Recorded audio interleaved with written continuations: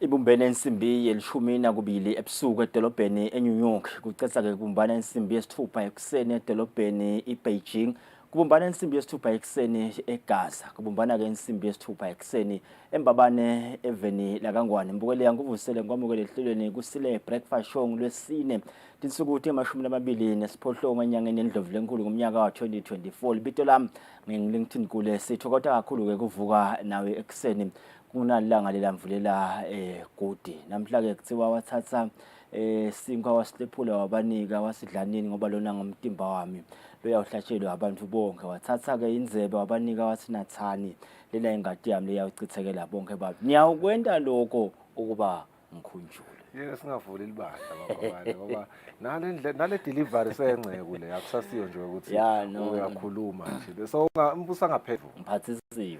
Ya kunale ndvolela kuwe. Khona lento. Kunalomlilo. Manje uhleliti kwayo lena. No, angithi-ke kuthiwa umuntu uyamlanzelela kuze kube sekufeni. Lokuqala umsebenzi uyawumela azawufesa. Akawuyekela ushiye endleleni. Amen. So tindzaweni indzaba yesinkwa nje nathi nasendaweni breakfast show sisuke sithi nasisinkwa lenivuka ngaso lomhla ekuseni siwekhwale siniphakela kona lomhla ke kutawuba njalo sitaniphakela lihlelo litawuba mnanzi. Ngifuna ukuvusela ngalokukhethekile eMagwabane ekunelijalo liphathisele omnye umlingani wethu lesisebenza naye kulolu hlelo manungaleka production kule production team. Sitele lijalo iyawuthakasela lo msebenzi esiwendayo kakhulu leli hlelo. Liyaveta lo ukuthi lona likhuthele lijanje vele lititfukutfuku yalisimba nesigwili livuka ngetingweti lisebenze litsite ngumagcumagcuma langa la eMkhabave nawo manje ngala ngasemadolobheni bongwane park nyaswalo ukuthi seyimisebenzi lembekela ama-complaints otherwise nalokuthi nje kube ngumbutho yabona ukuthi culture bili vele so watehlukanisa yena akasafani nalamakhanza kodwa nje sivusele eMaswati onke nalomhla ekuseni ngalokukhethekile sivusela yena amagcumagcuma umbutho lomkhulu buka nathi ingwale lomhla nalomuhla ehlelweni Kusile breakfast uhlelo litaba mnanzi nangemambala kunengilesikuphathele kona indzaba khona teSwati khona tesingisi natichamuka ngephandle kwalapha ekhaya kodwa siyafuna nekubuka ema-awards ayitolo bekunemhlomelo lekhona nje yekubuka kakhulu kutemidlalo ema-sports awards sitawubuka ke insatheli yethu emsakato Fabrice Msonera iwine umhlomelo we-best electronic media kutemidlalo sifuna kumbongela nokuthi nje asichazele ngayo inzima ye-sports journalism ku-media imisebenzi labayendako nokuthi nje vele nawo bakwakhela na indzaba loyibukela kuyithakasele njengoba utayibona nje nasendzabeni lomuhla kwenta kanjani lokho ukuthi kube indzaba lemnanzi kanganga kuba angadikhanza ahlabene awine umhlomelo Eswatini TV ke vele iticapha ngaloko ukuthi tintsathelitayo esithombe sayo nje sibe sesiyahluka nawungathi uyabuka naletinye tindlu emsakato letikhona lapha ekhaya nangephandle kwalapha ekhaya sethu sengathi nje sevele sesihlukile kungawo ke sithi sitawuhlala naye nalomuhla simhalalisele siphinde siyicoce kabanti nje indzaba yaso sports journalism ku media. Sapheze sibuke ebongosi umsebenzi utabe uchubeka lapha eMlilwane imvelo mountain bike classic umsebenzi ke nawo uchaba ka big game pass kepha indzaba lenkulu umsebenzi wabo lebawenda kubona bona siqiniseke ukuthi Tilwane tiyavikeleka leto ke leto tindzawo leti secured ukuthi ke nzima yini ke le ngadlalwa ngeweMaswati kakhulukazi nababamba nje imijako lefana nalena kubambisana nemabhange bo Nedbank kuhambisana nalowo mlayito nje ukuthi akugcine leto Tilwane leto tiphephile siyayiteka nayo indzaba leyo nale indzaba ke yalomjako kepha la kufuna sigcila khona kakhulu indzaba yokugcina kwaleto Tilwane lebatibukele nato tingileto letivikelekile siyahalalisela nje nebafundi itolo besilapha endase steke eGood Shepherd College of Health Sciences bebaphothulwa ke 150 students baphothulile itolo sabahalalisela ke nanabo kuleto tinhlangothi letehlukene kepha ke kulesikhathi lesibongoza sesibuke nje leto lesivuka nato leti hamba phambili kuwo emaphephandaba elive laseSwatini namhla.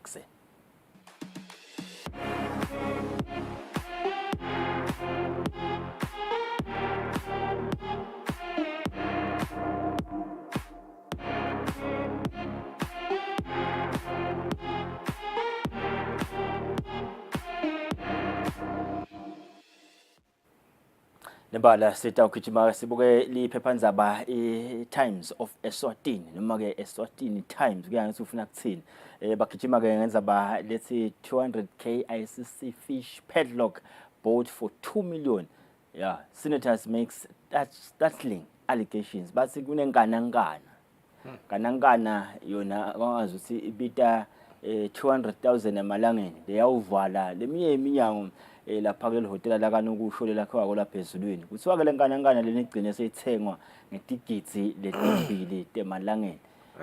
She alleges junior officers forced to inflate prices signed by senior staff. Economic Planning Minister cautions senator on allegation once proof. Induna ke kuthiwa ibathwa sengendlebe ithusathi indlebe timpunga ithi ayifunje yona mahlebeti kepha ke ifuna kube nebufakazi balethenza leteka. Minister shouldn't be defensive. Kuthiwa ke ma-senators asithi induna ayengafuni ukuthi kuba defensive yini lokutivikela. Yeah. Kunenza bakelenye lekhona bongosi lethi women made to ingest master 900 by boyfriend dies. Kuthiwa kunamake ke loshile emhlabeni enza bathi lisoka lakhe limphocelele ukuthi akanathi master wavile ke naye wayinasa washiya emhlabeni. Reverend Nicholas Nyawo passes on. Ngilethoko lethi ibhlungu ehamba emhlabeni kwemfundisi Nicholas Nyawo. Men arrested for banks 1 million debt. Kuboshwe ke indvodza ibeke imali lengangesigidi semalangeni ebhange. Ngilethoko ke Thombe Tanduna Nkulu beka se Good Shepherd College iTolo. Ngisivile ke lesicelo lesithiwa baselibonjeni naye Good Shepherd ukuthi salekiba ke lekolishi ingathi ke sibe inyuvesi. Nduna Nkulu ke uyale uceleke litiyo letemfundo ukuthi lisebenzisana leli college banyuse inombolo tebafundi laba ethathwako laba yafundzela khona ukuthi le enrollment ayinyuke masinyane.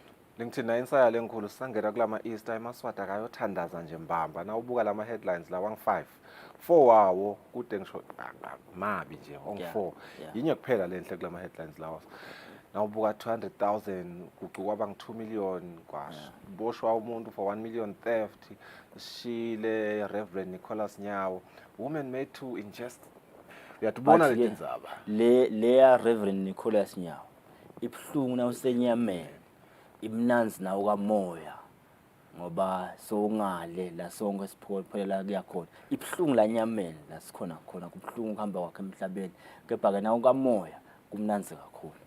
Yeah, asame siyothandaza bonkosi indzaba letilapha siyomnanza sibuke temidlalo. Times of Eswatini indzaba lehamba embili Ngwenyama Cup grand finale date has been confirmed. Finals will be live on SuperSport. All roads lead to Somhlolo National Stadium mhla April 7 for this epic event.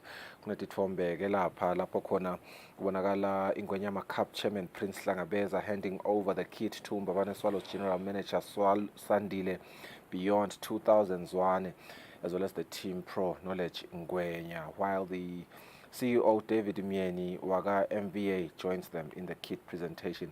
Kanze kulesinye sithombe kukanjalo nakhona lokuhlukile nje ukuthi lelo kit leyo ke seyaka Green Mamba iniketwa ke Green Mamba manager Bheki Nkambule nakhona kuna CEO Mandla Sibiya during the kit presentation enkhanini kwente ke emahovisini ke enkhanini esukwini la iDolo. Kanye indzaba Luca Fraser Eswatini's finest with 35,000 emalangeni prize. His 35,000 emalangeni reacher after winning that award iDolo kulama Sports Awards for Outstanding Sports Star. Kanzike kulenye indzaba Milton is new Highlanders head coach. Yeah, ngilethoko lethi khona kuphephandzaba iEswatini Times ka observer nakhona bagijima ngaleyo lephungu yekuhamba emhlabeni kwa Reverend Nicholas Nyawo. He played a huge role during National Church services kusho kombishop isubsent hlatsha ukuthi ke njengoba kunalethi inkonzo nje ta Good Friday laleke inzima lenkulu nanaye Reverend Nicholas Nyawo. He restored, helped fix many marriages. Reverend Mdluli njengoba bekathi ke vele angumshadisi angikhansela so ke meaning imishado la isitile ukuthi ivuseleleke kanti ke umfundisi Nash uthi he was in a league of his own sho ukuthi he was second to none. Government tends to court kulendzaba yambongwa solo ke yaqhubeka yabo side inkantolo telife withdraw gaming regulation yeah kusho Mawek uthi ke I trance leyo lama regulations la bukeke kusebenta kwana kuthiwa iGaming Act. Kanti ke laba bafundi base Good Shepherd bekunaleyo graduation ke iTolo nami bengikhona Lawyer forged 11 signatures. Kunayindzaba ke leqhubeka kweprobe yakamaster kusuka kunemeli lo ma-signature mbumbulu lawa alishumi nakunye ya waganga lo mmeli lo. Allegedly. Sitawuqhubeka sibuke etemidlalo. Luca shines the brightest as he's awarded the 2023 Outstanding Sports Star of the Year. This was during the 4th edition of the National Sports Awards. Lebekabanjelwe ehotela le the George Kamanzini esukwini la eDolo kulenye indzaba legijima imbili ngwenyama cup final is on the 7th of April lonyaka. Indzaba lenkulu ke lena lesevele confirmiwe ukuthi the stage has been set and doubting Thomases should doubt no more. Ngwenyama cup sevele kunjalo mhla ka 7 April tabe kumnanzi nangemambala. Egcina Milton is new Highlanders coach.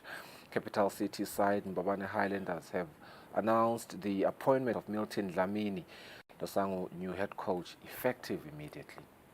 Sekujima ke sibuka Eswatini Daily News nakhona ikhona le ndzaba ukuthi government pledges support for healthcare expansion lapha eGood Shepherd bekhuluma ke ndina kuleyo graduation lebe ikhona kanti ke kukhona nale ukuthi how to steal a million ngile ndzaba leyo nawo ukuthi alleged fraudster charged with theft from Eswatini Bank. So le ndoda ke ya ithethe imali lapha ebhange. Solakala ke ukuthi ithethe imali ebhange le Eswatini Bank. Ngibala lapha ukuthi Eswatini Nedbank Eswatini records ya mana ukuthi bese ngisaboni kahle. Yeah, but see Nedbank Eswatini records 10% headline earnings increase. Yeah, baba sebenze kahle kakhulu. Yeah. So iqhubekele kutemidlalo Eswatini Daily News. Ingonyama Cup final has been billed for April 7. Defending champions Green Mamba will face Imbabane Swallows in the final of the 6th edition of the richest tournament in the land, Dapage Somhlolo National Stadium, next Sunday. Milton joins Mbabane Highlanders. This has been announced. Tsuage is going to start effect. Already he has started because it's effective immediately. Lionel Messi, the greatest of all time, says age won't determine when he retires. Utawudlala as a eve ngathi akasakhanuki. Nasangakhanuka kudlala utawudlala. Kuthi unangaka umnyaka noma ngathi akabe nganga LinkedIn tawubachubeka dlala. Kanti ke lokumnanzi kuphuma abantu basakujabulela basakufuna bese uyaphuma ke kahle uyahamba ngalesikhathi bangasakufuni because at some point in time his legs will not carry him anymore. Bongosi asibathola emarket sitabuya ke thatha indaba eqala lo mhlekiseni siyabavusela boma ke bemthandazo lo mhlanga lwesini.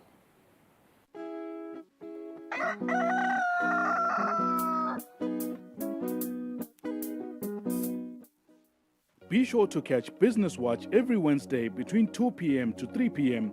where we feature the latest updates on business news, market trends, and exclusive interviews with industry leaders, as well as insights on emerging small and medium enterprises in the commercial sector.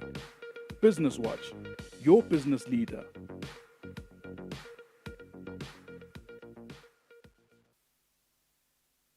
Kude lesinye isikhathi ngaphandle kwalesi. Aba research bafunze. Being risky means ukuthi nalokuwa kwayo kulula. Nathi kufuna sente ukukhicita lokusembili.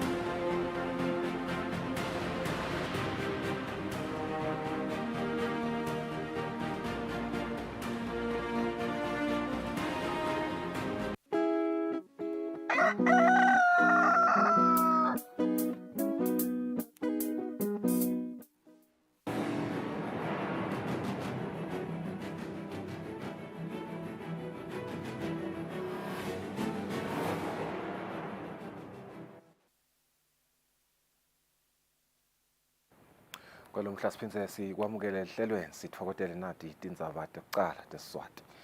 Umhlonishwa Ndvunankhulu Russell Dlamini sewukhutsate elitiko letemfundvo kutsi libukisane nebaphatsi belikolishi iGood Shepherd College of Health Sciences ekutseni lingangetwa njani linani lebafundzi labafundza kuleli kolishi. Ndvunankhulu bekakhuluma emcimbini wekuphothulwa kwebafundzi labalikhulu 150 labo ubanjelwe emabaleni aleli kolishi eSteki. balikhulu nemashumi lasihlanu abafundi labaphothulile ekolishi iGood Shepherd College of Health Sciences lomuhla. Labafundi baphothule ngephansi kwetinhlangosi letine letifaka ikhatsi certificate in nursing assistant, diploma in nursing, postgraduate in midwifery kanye ne-occupational safety and health. Lehlelo le-occupational safety and health lelikolishi libanjiswe eNyuvesi yaseBotswana iBoitekelo College. Umhlonishwa Ndvunankhulu Russell Dlamini uthi uhulumende utaqhubeka nekwesekela lelikolishi. I do hope that the Ministry of Education and Training would ensure that in the not so distant future, the enrollment in this college is doubled. If we all had a purpose, we discovered what our purpose in life is, and we worked hard pursuing the purpose for our lives, I can tell you this country, this world would be a better place. Lobuke kusebenta kwesibhedlela seGood Shepherd kanye naleli college Muzlamini uthi kufika komhlonishwa Ndvunankhulu kubaniketeke lithemba kusitinsaya letibhekene naleli college nalesibhedlela titawusombululeka. Letinsaya tifaka ikhatsi takhiwo, indzawo yekulala abafundi pheceleti ihostel kanye netimali tekuchubeka nekwenta imisebenzi yaleli college kanye nalesibhedlela. Dlamini udumise uhulumende ngesinqumo sakhe sekuthi amikise ligumbi lekugeza tinso kulesibhedlela into letawusita sive saselibonjeni. Akaqali nje kwa graduation kuphela umhlonishwa siphinde sabukana nemisebenzi lenteka kwesibhedlela. Lefaka ikhathi lesakhiwo se-OPD kanye nalokukhulu kakhulu ngileli gumbi la khona letekuwasha tinso liteko letempilo lisite sinGood Shepherd asewuthathe lo msebenzi kulomnyaka lesiya kuwo. Beyibuka ke umhlonishwa ukuthi sesirede kanganani kulicapho lelikhulu kwesibhedlela. Bafundi baleli college abasimvama kugcola tiganga nakukhona lebakhala ngako. Thina si-SRC siGood Shepherd imisindo angeke ngisho ukuthi kude but yona tingati bakhona.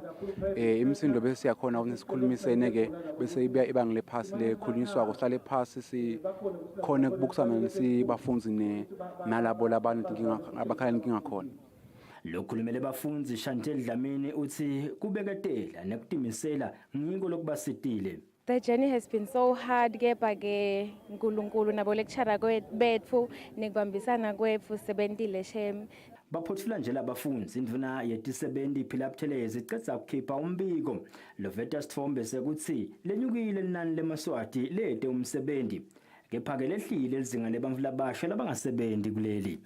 Umbiko uhlanganiswe ngeLinkedIn Gule ngeseGood Shepherd Stegi. Liphini Ndvunankhulu umhlonishwa Kusile Dladla selincuse emalunga eParliamente ukuthi abambise lelo hovisi kushintsha impilo yesive leseswele bantfwana labakhubatekile kanye ke nebantfu labadzala. Umhlonishwa Liphini Ndvunankhulu abekhuluma emhlanganweni nelikomiti lelibuke kusebenta kwalelo hovisi endlini yabayesikhulu. Lihhovisi leLiphini Ndvunankhulu lihlanganise likomiti lelibuke kusebenta kwaleli hovisi endlini yabayesikhulu kuchazela labahlonishwa ukuthi leli hovisi lisebenta kanjani yini lebhekwe ngemaswati kulo leli hovisi. Umhlonishwa Liphini Ndvunankhulu Kusile Dladla wethulile kuleli komiti ukuthi labakufisile balovisi ukuthi le malunga eParliamente ababambise basachubeka bashintsha timpilo temaswati kakhulukati bantfu labakhubatekile bantfu labadzala nebantfwana eveni laseSwatini. Uma shuthi kukhona abantwana laba repwako labahlukumetwekako labangakhona kuya esikolweni kubhekekele litiko leli. Uma shuthi kunema elderly lahlukumetekako langaphili kahle lahlala etindlini letingekho letitshekile kubhekele litiko leli. Uma shuthi kunyenti but ke we know ukuthi with your support sitawukhona ukugijima sende umehluko etimpilweni temaswati. Many children out there are highly vulnerable. Lekudzinga ukuthi sigijimeni sonke abahlonishwa sibabone ngoba lona ngumlibalo wembili. Uma labantwana sibayekelela bahlala lapha etibini bakhula with hatred, bakhula ungazi ukuthi kude lo banakekele because environment ayivumi lelive asilakhi. Sihlalo welikomiti lelibuke kusebenta kwelovisi leLiphini Ndvunankhulu endlini yabayesikhulu phindza belunga leParliamente lenkundla yaseNzingeni igcina amagagula uvetile ukuthi bafise ukuthi balikomiti bathuthukise timpilo temaswati ngaleli hovisi kungakapheli umnyaka losihlanu bakhona khona endlini yabayesikhulu.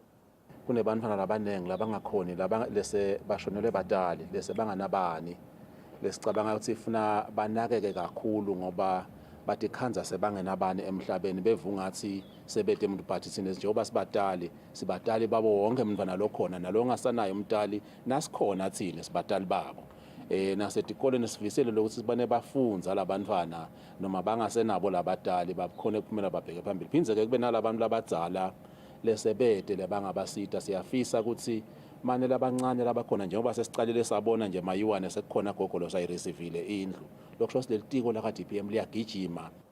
Lihhovisi leliphindlandvu nankulu ke sitfolile kulomhlangano ukuthi lihlanganisa wona lihlaka lekusebenta kweminyaka lesihlanu letako kude live laseSwatini litfutfuke timphilo temaswati kakhulukati bantfu labakhubatekile bantfu labadzala nabo bonke bantfu eveni laseSwatini kakhulukati labo labeswele. Etindzabeni te-Eswatini TV kubika Samkeliswe Khoza naThemba Shabangu esizulwini. Indvuna yelitiko letemafa umhlonishwa Neil Reichenberg ithi umsebenti wemanti umkhonvo ongwavuma utawusita live kuphendvula letinye tinsaya njengoba ke kutawukhicitwa kudla ngalo phindze kwakhiwe nematfuba emsebenti. Indvuna beyikhuluma ePhalamende ngalesitsatfu. Sihlalo welikomiti lelibuke kusebenta kwelitiko letemafa endlini yaba esikhulu lophindze abe lilunga lePhalamende lenkundla yakalobamba lomdzala amawiki Khumalo ucele ukuthi indlu iphase umbiko walelikomiti ngemtsetfo losakhankanywa logunyata litiko letemafa ukuthi liboleke imali lengu-2.84 billion emalangeni ebhange lelivekati le-Afrika i-African Development Bank yemsebenti wemanti edamini lasempakeni umkhonvo ongwavuma kanzi wesekelwe lilunga lePhalamende lenkundla yasemafutseni sifiso mthetho akulesishukumiso. So that is phase 1 more. Kepha-ke kusetha kuba nomsebenzi omkhulu. Lamanti nakaphuma hamba ayonisela lemihalo etaba isetshenzwa ngomsebenzi lo. Basichazele Mr. Speaker bakaswethu ukuthi letinye izinto labathokela. Batawuhlanyela ummbili over 10,000 hectares. Kuhlanyelwa ummbila lodla lebili. Tikwaloko futhi nemabhontshisi. Utawulinywa uhalala Mr. Speaker lenders. So babeze njalo nolibiko lento Mr. Speaker. But bathi lo msebenzi lona Mr. Speaker will be a game changer for the country. Emalunga sekatsingitsa lo mthetho athi ngalolu hlelo dinenkinga letikhungethe live letawusombululeka. Utawudlala iqhaza elikhulu ekwehliseni ukuswelakala kwemisebenzi evela kangwane ngoba kutawucashwa emaswati lapha emsebenzi uphindze kube nemaswati lasale athi icashile self-employed going forward. Siyabona ukuthi isweti bantu vele labadzinga kunika imisebenzi ngoba live bayayiseva i-taxpayers money. Nekusho nje ukuthi kuboleka ka-African Bank, Development Bank, i-African Development Bank le nayinhle ngabo iyabuya ito-monitor umsebenzi yakumonitor.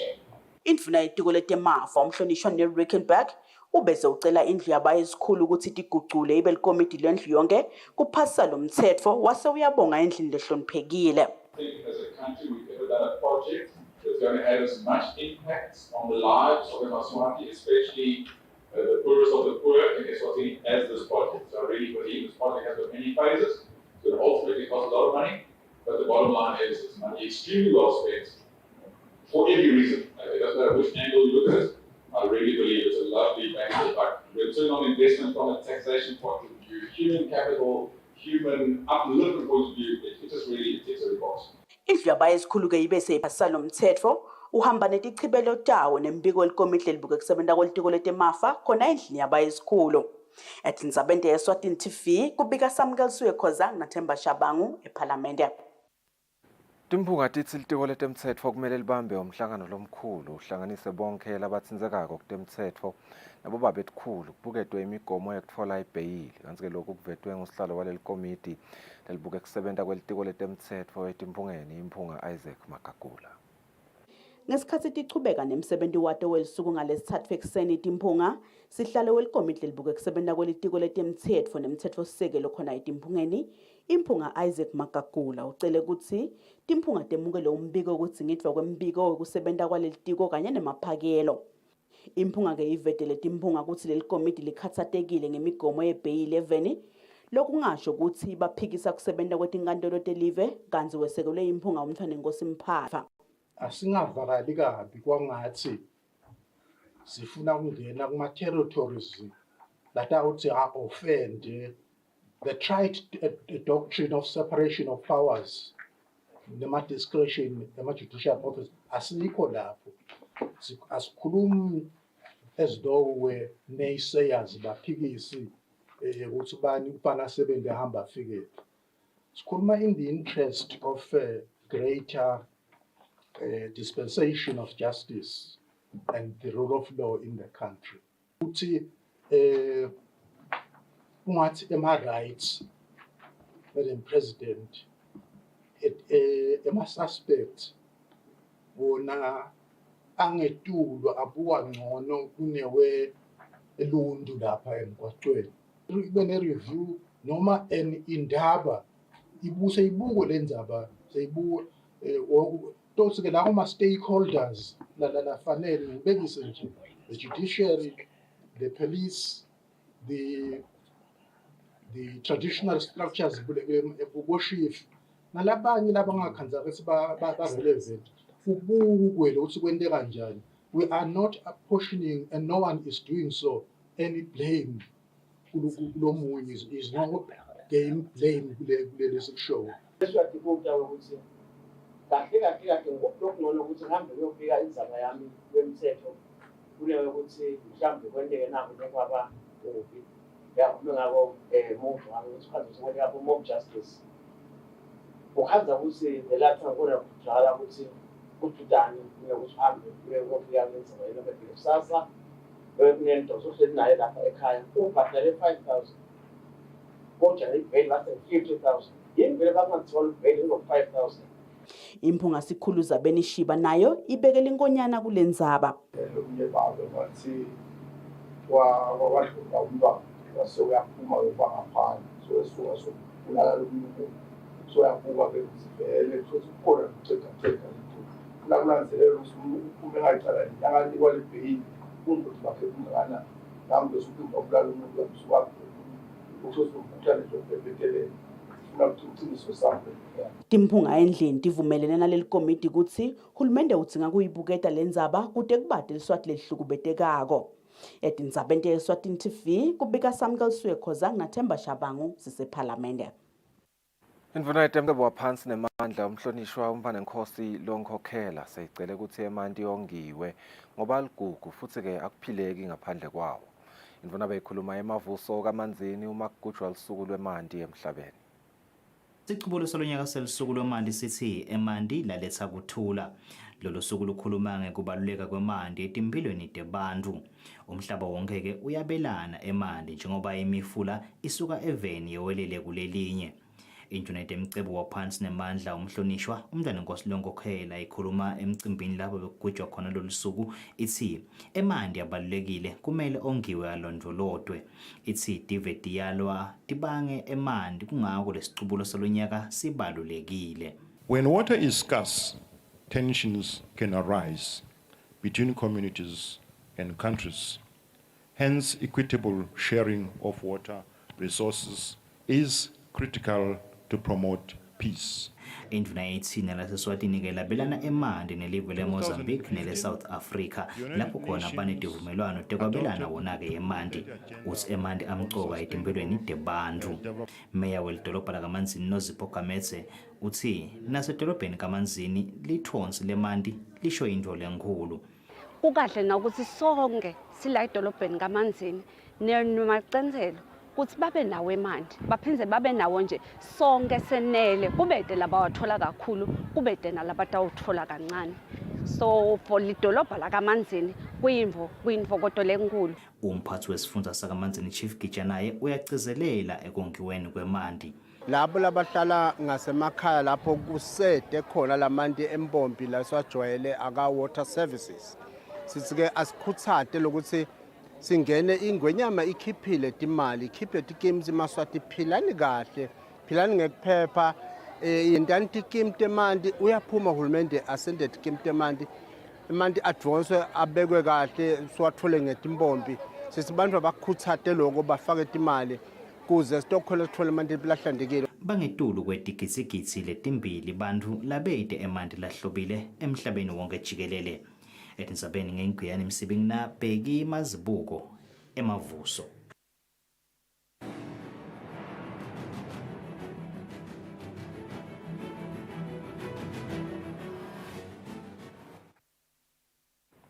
Temidlalo umhlonishwa Mvunankhulu Russell Dlamini uthi temidlalo tingayidlala inzima lenkhulu ekukhuliseni umnotfo welive tiphindze takhe kanye nemathuba emisebenzi. Umhlonishwa Mvunankhulu ukushito lokhu ngesikhatsi yamelelwe liphini lakhe umhlonishwa Thulidladla emcimbini wekuklomelisa abetemidlalo labente kahle eminyakeni wa 2023. Asitephethe lapho tindzaba tetfu teSiswati sitawubahlala etimakethe uma sibuya LinkedIn ucocisana nebaka Big Game Parks.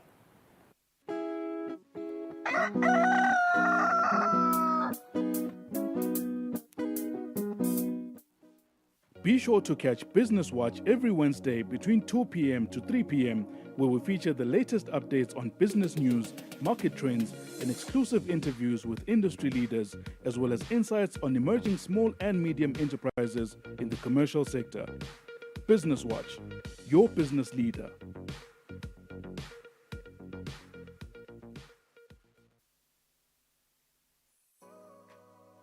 Renewal of TV licenses for 2024 is now open. Here is a quick reminder. A viewer's TV license costs 180 emalangeni per device. Other accessories such as decoders and set-top box cost 50 emalangeni per device. For traders and repairers, TV license costs 300 emalangeni per business area. And now, to pay your TV license, use these following methods. You can use MTN Mobile Money with the number 76222000 or dial *007 *3 *7#, or you can use Eswatini Imali.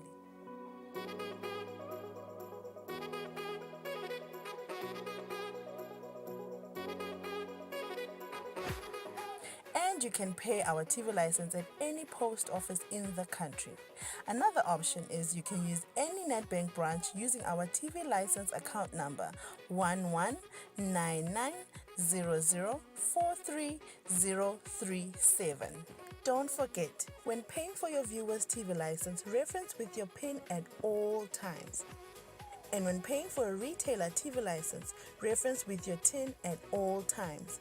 For more information, call us on 7802-4543 or 34050163 or 34020879. And you can send us a WhatsApp message on 762222000.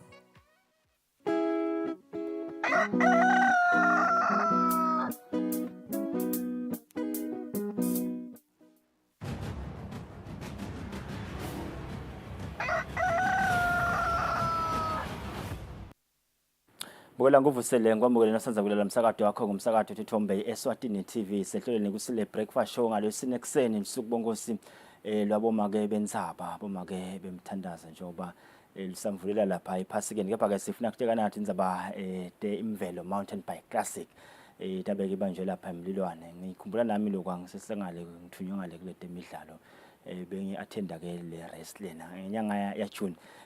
Sinembukana ke namhla ekseni bongosi ngena ke xumanisa iBig Game Parks nawe eMaswati. Nguvusela mbukana ngumukele namhla ekseni. Yini bomcoka vele balo njoba ngisho singiyakhumbula manje le 2005 le bengicover le race le. Kunjani kodwa? Yini bomcoka? Maye siyabonga Nkosi yami lokuthi ke nisinikete nje lelithuba lokuthi sidelana. Labayatiko ke imvelo sikhuluma ngeevent lesingathi it was the first mountain bike masikhuluma nje eSwatini. Icala nga2000 sibita ngengulube. Masisuka khona sesiyayisusa ke nga2004. Lokho sesifika ke lesikhatsanyalo sekuyibita ngeNetBank eSwatini imvelo mountain bike classic. Bomcoka kakhona ke naleli gama nje liyadishwa. thina sengi-Big Game Parks kude longasadi ukuthi sinakekela imvelo. Ngiko-ke naleli gama seliphindze libuya khona. So tindlela tethu funa tekusebenta ukuthi sichubeke sinikede abantu ulithuba to actually enjoy i-wildlife. At the same time sibuke ne-conservation. Siphindze nendlela yokuthi-ke sesiphindze sibuka nemaswati ukuthi athole lithuba lokuthi ashukashukumise nje umtimba. Sesithemba nje sigule mawuta bese nawo uyaphusha nalelo bhayisikili sathi. Ngoba ugcina ngekukhaverisha nje. No, angisive lo ntwala amabhayisikili nayangehluka. But ke nawubuka iyakhula yini? Lesingasho nje ukuthi okay for the past 3 years part nokuhlanganisa netindzaba tabo COVID sikhanze ukuthi inombolo tethu sekuqala ngekwehla njengoba ngishido ukuthi mangabe ucala kuba nguwe lo ngathi uhamba empilo usaqala uthi ezochubeka kuba nalabanye bese bayalandzela senikhanza ukuthi nale competition seyithatha ukuthi seyanyuka tinombolo tethu ke they've taken ngathini kwehla ngekuchubeka kweminyaka but akusho ukuthi inombolo letibadimbi ngoba nje masibuka last year sikhuluma ngetinombolo lethu over 270 something so asisho ukuthi inombolo letibi ngilothi nje manisaqala bezivamise ukuthi inombolo lethu tisishayisele kubo 500 but ke asikubuki kuyinvo lengathi kuilikhuni because siyafuna nalokuthi nathi kube nabantu who grow in the industry makufika le mabhayisikili kungabi into lengathi igodlwe ngithi singumlilwane game century. So lo nyaka sekwenziwa njani kulabantu funa ukungenela sinama procedures? Kulonyaka ke sitawuqala nje ngekusho ukuthi sichubekile i-relationship yethu neNetbank. iNetbank as our main sponsor. So tindlela tekuthi sendele tindlela tibelula ukuthi abantu ba register. Obviously nidasithola kuma website ethu www.biggameparks.org. Lapho longafike khona uvele nje uklikhe uthole iform longaligcwalisa. But ke sibese siyathatha sasasete netinto tibelula. Kuna info lekuthiwa ngathi kusilunganyana bathi ma QR code uvele nje uthathe licingo uchafate livele likise directly kulelo form. Lawo ma QR code ke siwathathe ku onke amabhange la khona eNetbank. Uyangena khona ufike chafata i-QR code yakho ugcwalisa iform. Asigcina lapho ke kuma corridor ke masikhuluma ngabo ozolweni bombabani uyakhona kuyondlula ku Pick n Pay uyalikhanza ukuthi silibekile. Na kuma social medias ethu ke obviously uyakhona kungena khona and register online. But i-registration yethu ke ukhanza ukuthi ayigcini ngalo online. Sibese siba nayo ke ne-registration letawukwendeka it's normally 2 days before the event so kuyoba nge-Thursday Friday wale before the day of the event. Lama ngoba ngiyakhumbula lapha usikilo sasikhathi ngisekhona nami bekuba intigaba kusiyo laba ke 65 kilometers labani lo nyaka nanyalo sola kashinji ema race categories ethu sola yachubeka nje i4 lama race categories ke siwabuka ngendlela yokuthi kukhona labafike vele bathi bayoshofa bayatilungiselela bayatilotela kukhona ema Cape Town cycling tours labasafuna kuya kuyo so tikhanze ukuthi ngileli thuba ke leli ukuthi cha asengitikale because we normally have professional timing companies so lo muntu uyakhona kuya afike athi nasi sikhasile ngifuna kusishiya ngoba it has been timed by professional. So ema categories ethu njengoba usho kule sinayo i65 kilometers lesibita ngathi classics bese siba ne35 kilometers challenge kube ne22 kilometers family fun race bese siba ne12.5 kilometers hoglet lapha ke sesivamise ukubuka labo pikinini inkosi yami ukuthi nabo bafike ke bafike bathi shovel ngapha bathi ligoshwa lisesebandlu ulicale nyalo lisesencane esibachube because nje sibonile nalabacala kuma 12.5 kilometers sesiyababona sebayanyuka bakubo 22 so lokho sicalele nabo phansi so ngiko sesile race yethu ayifake wonke umuntu lona lo songathi so professional nalona lo susaqala and asisho ke silo 12.5 dosilomunye ngabe ngiphikilishela nabo pikilane ngengi we are calling everyone ukuthi sonke sicala somewhere and ezichubeka iminyaka udokwatingana udotkanza so 65 kilometers now. Sibuke ama events la stage la event agcine attractor nebantu abaqhamuka kule neighboring states and imvelo is one of those events nikathileni nalo nyaka ukuthi interest awuqhamuka always lokho sikhuluma nje udikhanza ukuthi segcina ne create ama relationship na certain people njengoba sikhuluma nje ukuthi we have Mozambique laba eva nje ukuthi bathema entries mongakwabeka idate babe bavale ama rooms amlilwane to come through. We are looking at our South African neighbors nabo kubangilabanye and ke sibonile ke ngeminyaka ezichubeka ukuthi ubudikhanza ukuthi cha nalala bangathi bathatha nje lokwabo 65 kilometers bokhanza ukuthi cha kuba ngilaba South Africa, but sabe sesithi kuleso sikhathi lelizingabe lisengabi setulu kanjalo bese siyabeya sithi cha asesibeke phela ngoba nale event asisho siyanga yebani bangephandle nathi siyafuna ukuthi ibe yemaswati asekube nje benema categories ukuthi cha mangabe ke kuneliswati leli ngathi nalo lihambe embili alibe nayo icategory lelingawina kuyo, but ama relationships yes we'll be expecting quite a number from our South Africans and our Mozambican crews.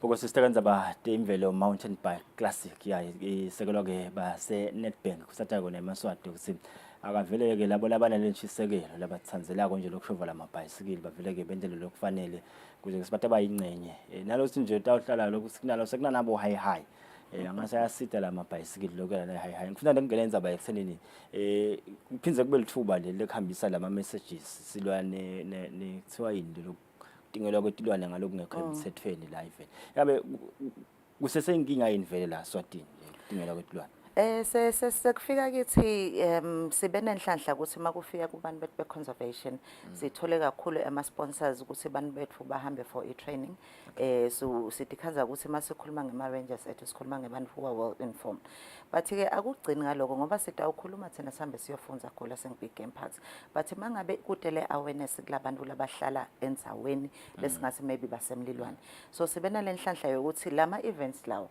ngiwo la khona kusicinisa makufika kulama relationships nalabantu labasenzaweni singadikhanze sing-big game parks silwa sodwa, so udikhanza ukuthi ngisho nalokho simonga umuntu angafisa lokuyopoacha lolo hlala la ndzaweni uyabona le nkinga lengamvelela lo ukuthi ezichubeka le loss yekuthi kubulawe etilwane, so we have trained rangers but lokusicinisa kakhulu it's the communities ukuthi nabo babe nalentshisekelo yokuthi bayavikela makufika ku poaching, so uyakhona ukuthi umuntu akhona ekuthatha licingo asishayela athi cha siva lihala leli kanje, so ngetizathu ukuthi nje taloko singasho ukuthi inombolo tehlile in regard to poaching which is sibonga kakhulu kulama communities ethu. Uthi kanizaba nje yema communities ngiyatinaka vele tinkapane nje le tikhanza ukuthi tiyanaka le community letiphila nayo ngabe lama proceeds ke ngoba lana phela siyabhalisa nje nasiyabhadala lokho kungenana lena niwasebenzisa njani?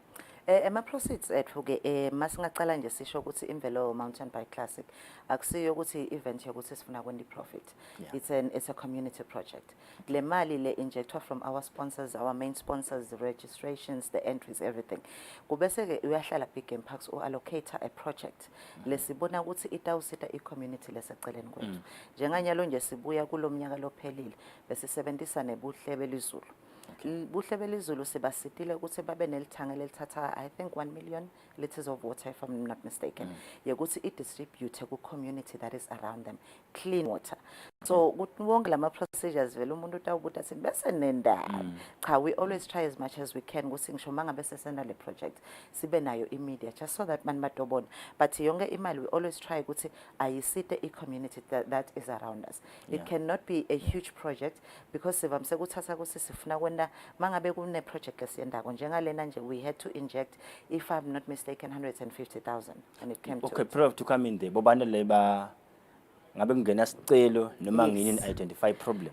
Most of the time ukhanza kuba nesicelo lesingenakho bese sesiyahlala ke ku-exact ke kubuke ukuthi how much impact is this going to have, bese ke utawukhanza kusilomnye utobuta ukuthi how many times do you do it in a year, siyabana lokho sifuna le mali ihlale ukuthi mase siyikhipha ibe nesindvo nalele sikwendako kube nesindvo, so utokhanza ukuthi maybe kulomnyaka ngeke kube iproject lenkulu, kungaba iproject ukuthi cha si identify isikole lesingafike si donated uniform mongasifike sispende mongasisponsorishe ngokudla, the following year sesinga identify a community that we can support kubonakala ukuthi cha khona lekwendiwe Imvelo Mountain Bike Classic.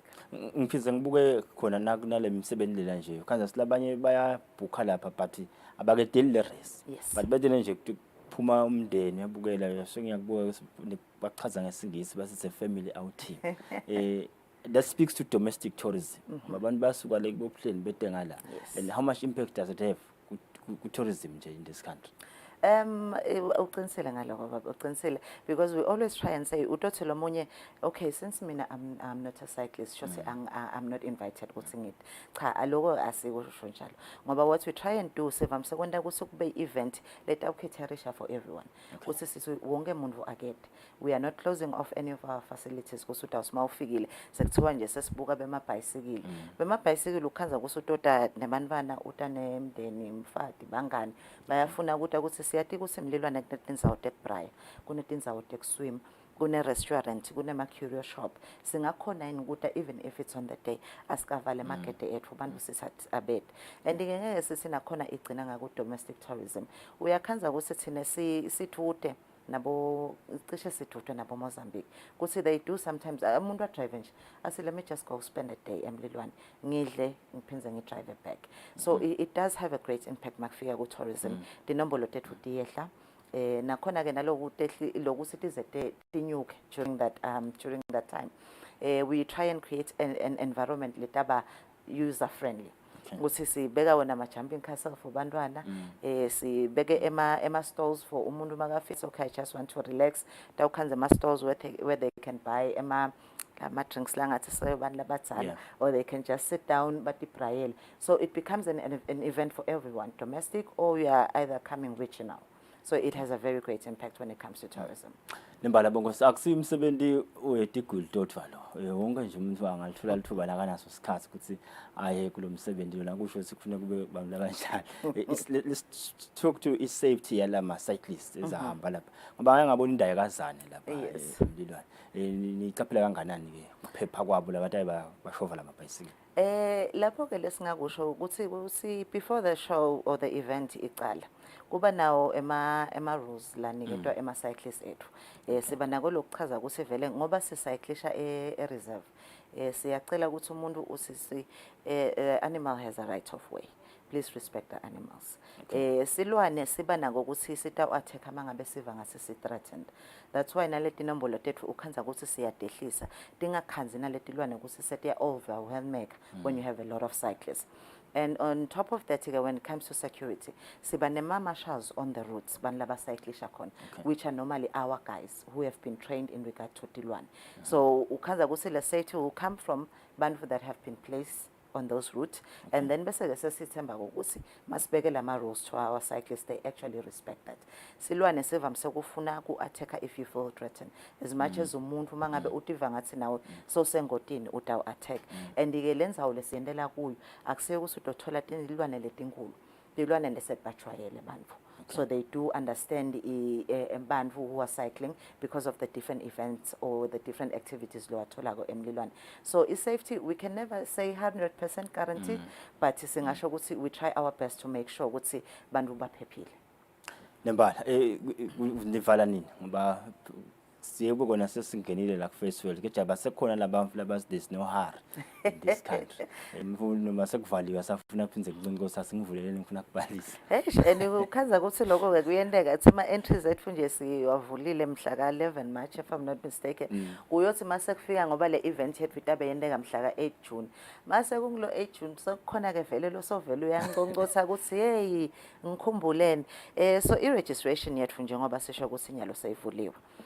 Sibese ke siyayivala makufika kuma entries sevamise ama entries ethu ukuthi sitawuvala lama online because ukuthi ngasibuke tindzaba tetimali ukuthi tingene njani. Ukhanza ukuthi sitawuvala a week before.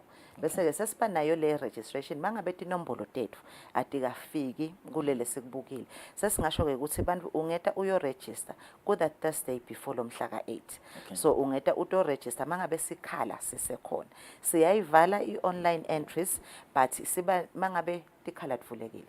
Then we put it out there ukuthi no, you can still come through and register on these days. So kutaba ngekuthi nje abantu babuke kuma social media mangabe sesigcwele sabe sesiyasho ukuthi cha Maswati registration yethu seyivalile. Yes.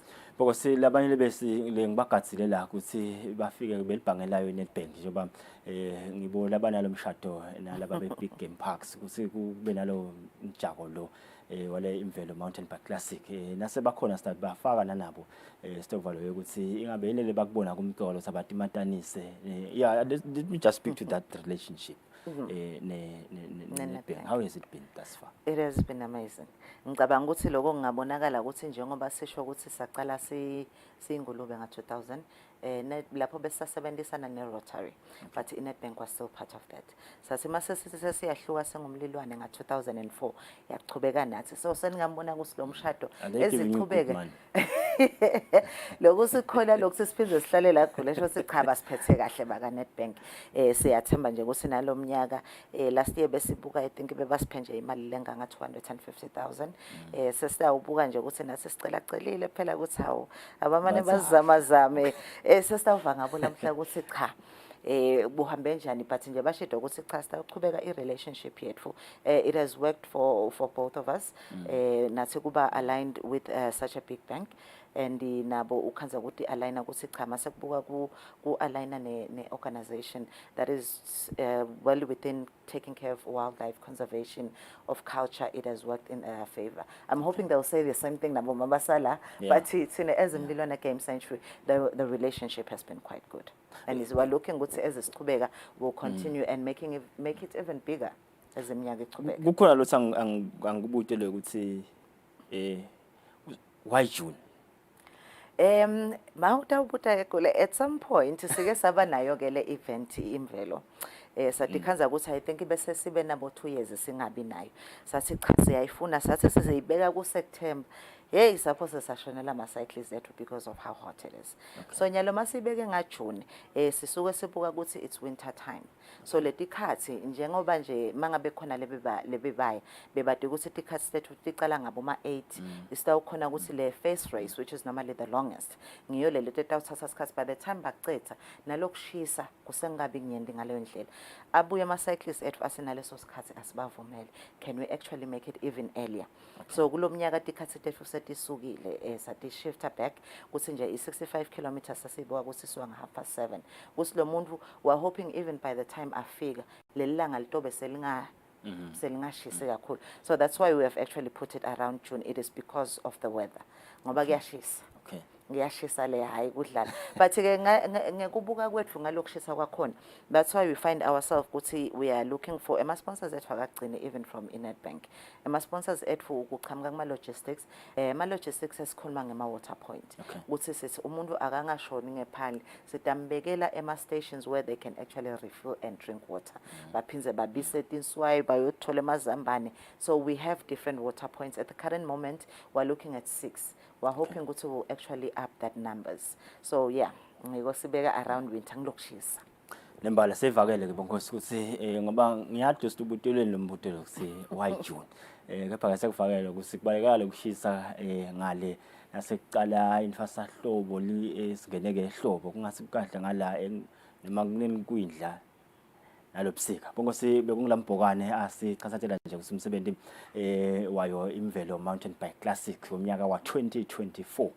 So vele ke abantu bangangena ke kulawo makhasta kakhulu ngaba babhalise kuze sibathe khona ukuthi kuba ingcenyalo umsebenzi lona. Ngathi ke noma lababhalisa kuqala khona labatakufana abafika le keja nje kumcoka lo yokuthi ngoba mafika mva udla umlindi. Sabonga kakhulu sisters ukuthi sibe nawe namhle kusese semba sikonke ukuthi awuhamba ngendlela nihlele ngayo kule 2024 edition. Sibonge kakhulu ngisinja ngihambe emagameni akho ukuthi laba register ko wonke lo tobe acyclisha is eligible for i-Goodback bese labe 65 kilometers babese bathola a cycling t-shirt lesivamse ukuthi mawungenela esitolo uyikhanze bo 600 and something but batobe babhadale 460 just to enter for that, and then ke ezisichubeka ku 35 22 12.5 ngicokile nje sa last year skipper that they will find in the Goodback. Right. Bonkosi asibahlule market sitawubuya ke na 12 silungiselela kusasa ndzaba desibili. Kejana nabantu awufika laba beNedbank ngoba seloko ngisho losi bengibagadzile manje lokuthi sitawuva lo singabe kule mali le batakhona lo siphinze bathi hadla. Asibahlule market sibuye sichubeke nehlelo bonkosi. Hi, I'm Golda. I work here at the IMF.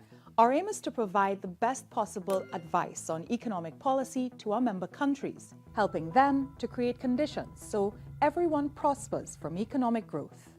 One question our economists are always getting: how can we reduce poverty and foster inclusive growth? There are a few ways to think about it. Some say the government should be heavily involved in the economy, with regulations to keep people safe and high taxes that fund and support a healthy, well-educated and inclusive society, even if it's at the expense of higher growth. Others believe that the government should have little or no part to play in the economy. Lower taxation means more money in everyone's pockets. More individual freedom, they say, means more economic growth overall. But maybe there's a target we all could be shooting for: the best policies on inclusion and growth. Essentially, inclusive growth is about making the economic pie bigger and sharing those slices more widely. So, how do we get there? By aiming for a middle ground. Both sides mostly recognize the need for social safety nets, public pensions, unemployment insurance, food programs. These measures prevent extreme poverty and provide a basic standard of living.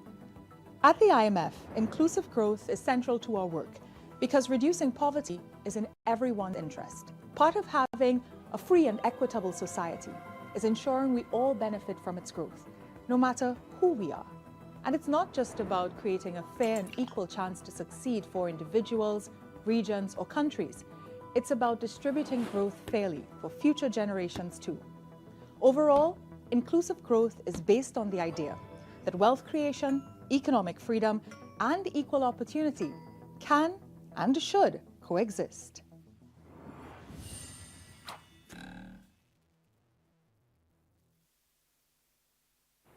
Nebala bonke siphuma kuyo kwenzaba imvelo Mountain Bike Classic tabe umsebenzi utabe umhla ka8 June 2024 kuswake lawo ma registrations sekavele ke aqalile ayendeka ngoba lapha kutabe kushove amabhayisikili kushove amabhayisikili kungumsebenzi lento ke ingiletha leyo ukuthi njengoba namhla kungilesine kunana kule basilabanye bane half day angikwadi kahle ke si half day into le kanjani kwadi kahle bese sekuba ngilogudi ukuthi nje ma holiday a Good Friday kukhona ke leli abantu okhanza ukuthi ngala ma holiday balala nje base bavuselanga bendi lutho yabo uvila lobo ngeSiswati asibufuni uvila leli ive ngeke lakhe nalinemavila gcwele mavila na ungathi uyanaka lingithina emave lathuthukile noma nje lahamba embili mavela asisho sibantu abangaphumuli but sithi uvila sifuni silihlelo kusile breakfast show ngoba na ulivila utikhanza uphekukhangeta na ukhangeta ke inkhomba leyo ukuthi angeke ukhona ekuphila ugcine sawuganga sawusikhuthuza ngane maswati athi sikwaqale sihle ngileshoshako thina ke majaheni sithi lijaha ditfukutfuku elibhodoli nyawo asikufunda ukuthi ubelivila uyasukuma nje usebenze litawakha livela kangwane bonke sithi nje asikhuthe ebivila ngoba yini vele siyibona ngathi seyingena kakhulu naba bantwana nesha mina ngikhulela ngithini nakuthiwa yenda kanje bengisukuma eligonso labanyalo ukuthi siyabatshela bachafata letincinga ngathi ukuthi bachafata le inkinga ngilokuthi le insha leningi lamalanga sehlala kuma suburbs la ukhanza khona ukuthi kude nelibala ukuthi njengoba abaye esikolweni encenye kusasa before ageze ke lo esontweni utawuvuka athanye lelibala aqenze manje abasakwazi bavuka abadlale le station play kude nekuthi balungisa dalada yabona nalo nje kuyavuna emakhaya kufuneka kulungwe bodalati abakwati nekufasa dalati koma ngiza khonakala nalokho ukuthi awufuya abakwati kulusa kude ukuthi nje bathi bayophatha inyoni phela kunetinkuku basolelo sibahlala ngoba lokungijabulisa ukuthi kude umfala mbabana sisola buvila wonke umfukhamka emakhaya injalo inzalo bese abantu bathi angisuke ngiyo lento neliphini uNkulunkulu ikhutha ukuthi nale makhaya nisafuni nalokuya ngathi la madolobheni ukuthi yini le nifike baniphewa sikhuthala ubuvila silwa nabo ubuvila abankosi nje sithi vela sibukhuthe ngoba siyabona lokuthi biyanza abasathumeki bantwana ngithini ngiyakutshela impela nathi umbana uyakuphendvula nyalo ngako mina ngithi anyelanga angathi ukuthi ngemandla lengiyawathathaphi inzaba ye positive punishment bethi corporal punishment isakhile yimbala lokuthi nje nawo ngathi siyabona ukuthi hayi ke nyalo soyakushaya manje bakushaya batakubitele amaphoyisa malungelo siyawafuna bengikhuthala omunye nje nasile station lo mntwana ufuna yogeza ushaya icingo ke uthi manje baby please go and buy I'm not gonna buy you chocolate baby usho kulo mntwana uthi baby please go and buy I'm not gonna lo mbuso uyakhona kudigeza ke pha bambita nga baby Angizayibone ngawuthi calaphi. Belazi baby luswane. Tshela lo muntu kusilalele. Ngafika lapha ngithola ungakagezi. Nalo lilahle emhlanje. Utomkhaza ke lo mloyo. Ngicela ukuyogeza. Bongosi sinenzima lokufuna sidlale sisakhulisa abantwana ngoba itolo besithi kukhulisa umbana kuthatha ummango wonke, takes a community. Itolo ke bekuvele kuliqiniso lelo nje bengathi nami ukuthi nangivakashe kaDlamini noma kaGule angeke ngibese sengifika nje sengidendela amathanza make Dlamini tangikhuda. Okay, sibathola manje bongosi sasa tesibili dlalo mhla kuseni bangaze basijube labo labajubana babe mavila. Vila liyajubana hlala lapha lijube. Sibahlele market.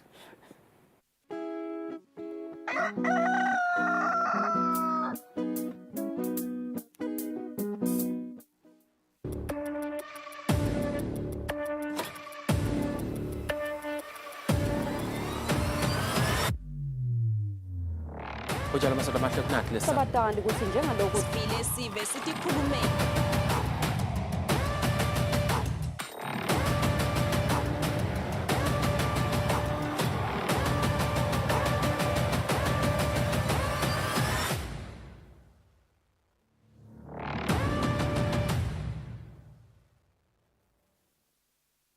Be sure to catch Business Watch every Wednesday between 2 p.m. to 3 p.m., where we feature the latest updates on business news, market trends, and exclusive interviews with industry leaders, as well as insights on emerging small and medium enterprises in the commercial sector.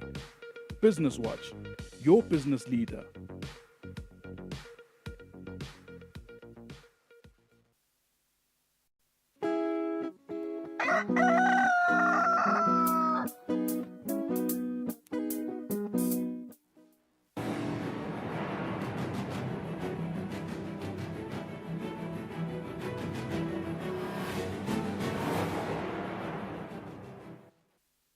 Right, this is the second hour of this Thursday edition of Kusile Breakfast Show. Welcome on board if you have just joined us. I am Linton Gule.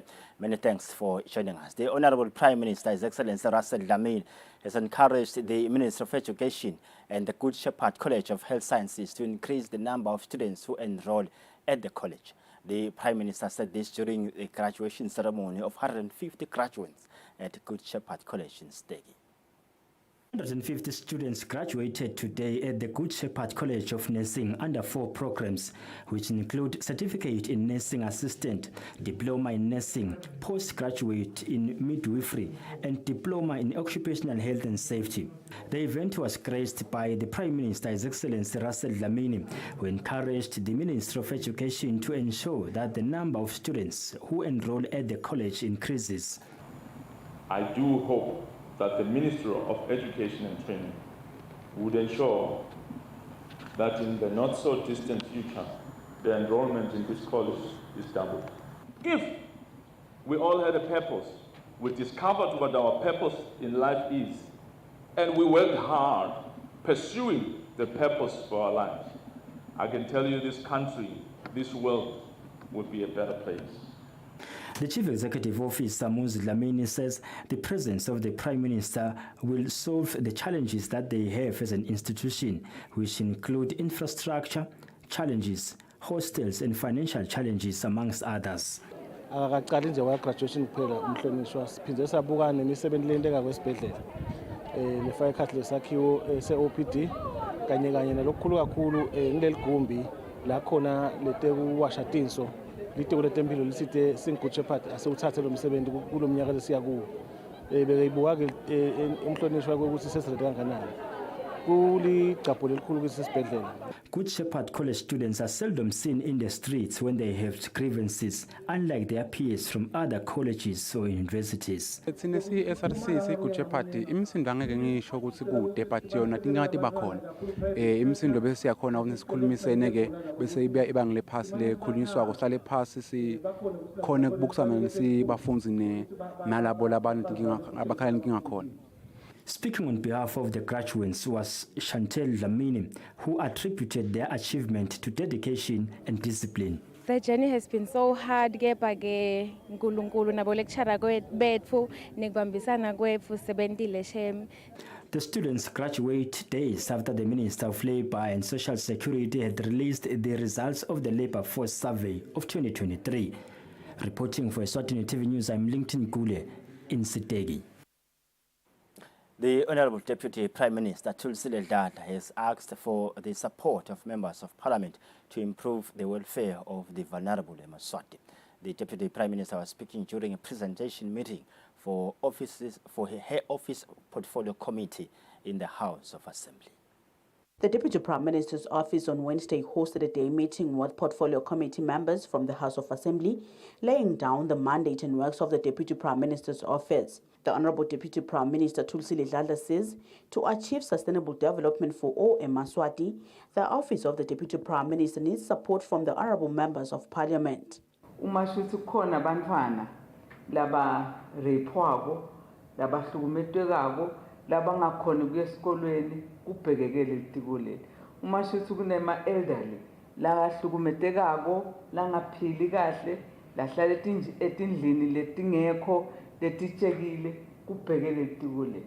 Umashuthi kunyenti but ke we know ukuthi with your support sitawukhona ukugijima sende umehluko etimpilweni teMaswati. Many children out there are highly vulnerable. Lekudzinga ukuthi sigijimeni sonke bahlonishwa sibabone ngoba lona ngumlibalo wembili. Uma labantwana sibayekelela bahlala lapha etibini bakhula with hatred, bakhula ungazi ukuthi kude lo banakekele because environment ayivumi lelive asilakhi. Chairperson of the Deputy Prime Minister's Office Portfolio Committee in the House of Assembly, Makakula, says the committee is committed to supporting the Deputy Prime Minister's Office for the welfare of the vulnerable in Eswatini.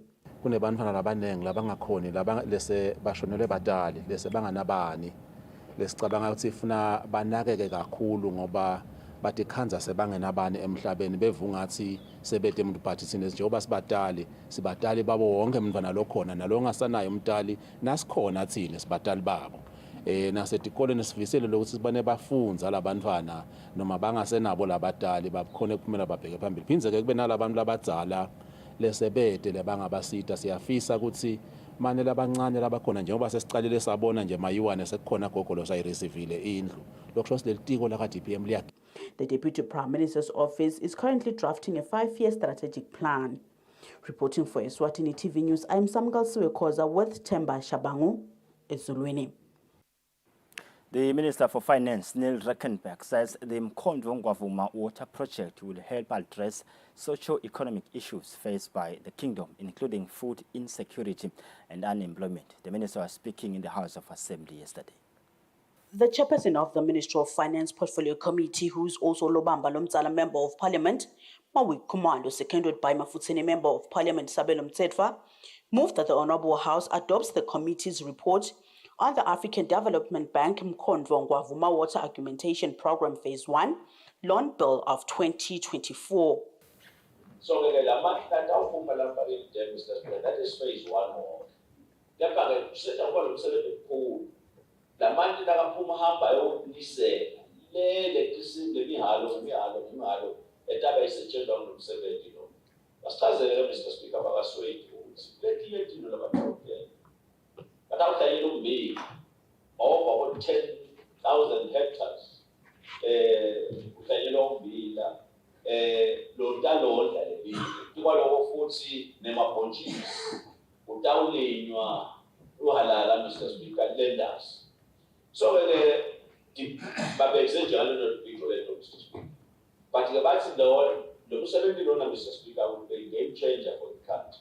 Members of the House then debated the report. Intawu dlala ichaze elikhulu ekwehliseni ukuswelakala kwemisebenzi evela kangwane ngoba kutawucashwa eMaswati lapha endelo msebenzi uphindze kube eMaswati lasale athi icashile self-employed going forward. Siyabona ukuthi iSwati bantu vele labadzinga kunika imisebenzi ngoba live bayayiseva i-taxpayers money. Nekusho nje ukuthi uboleka ka-African Bank, Development Bank, i-African Development Bank le nayinhle ngabo iyabuya ito-monitor umsebenzi, iyamonitor.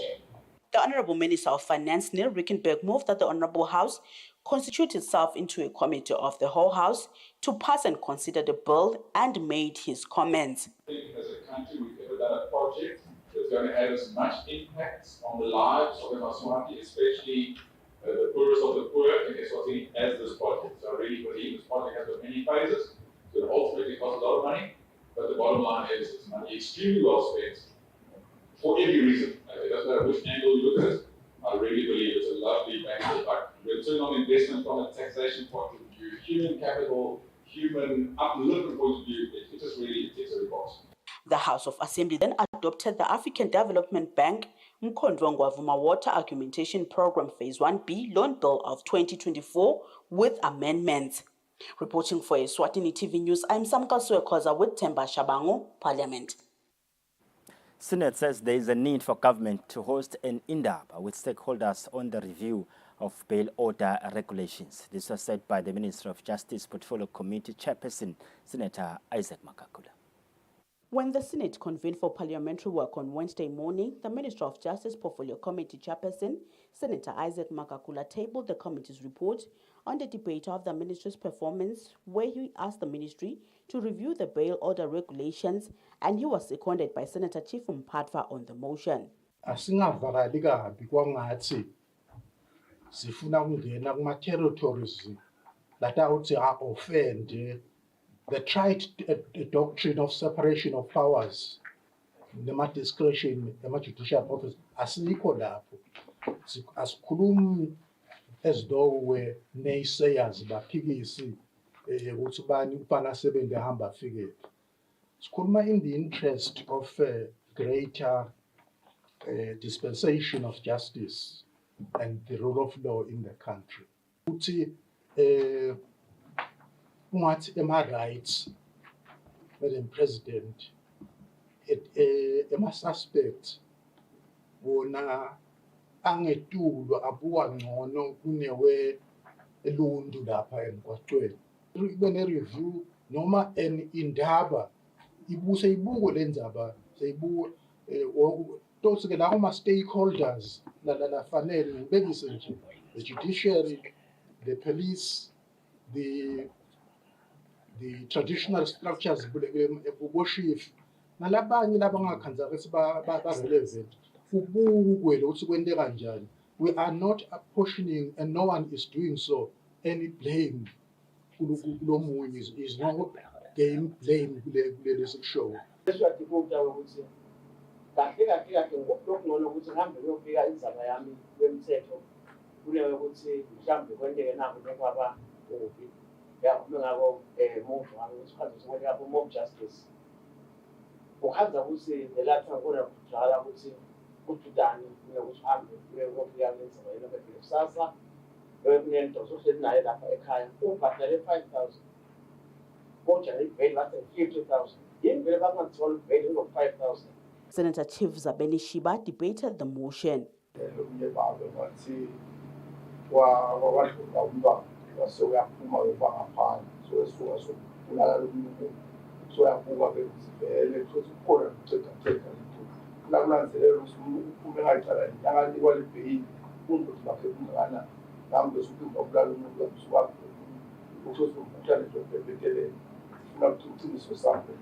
The Senate then passed the committee's report on the annual performance and budget of the Ministry of Justice. Reporting for Eswatini TV News, I'm Samkal Suekoza with Temba Shabango, Parliament.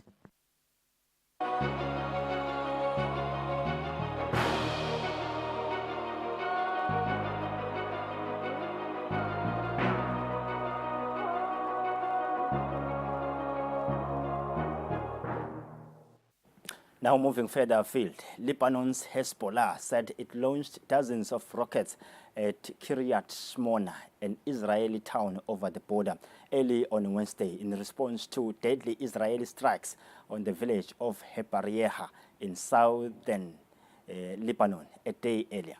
Israel and Iran-backed Hezbollah have been trading fire across the border since the Israeli-Hamas war erupted in Gaza in the biggest escalation between the old enemies since a month-long conflict in 2006. In this northern Israeli border town, smoke rises over houses, apartments, and this factory where one man was killed while working. Residents in shock Wednesday morning after dozens of rockets flew over the border from Lebanon. Once a town of 24,000 people, all but 1,500 have been evacuated. There's a crater in the middle of the street. There's damage to this entire building, and I'm one of the tenants. If we'd returned here yesterday, there would be 6 funerals today. 6, not 1.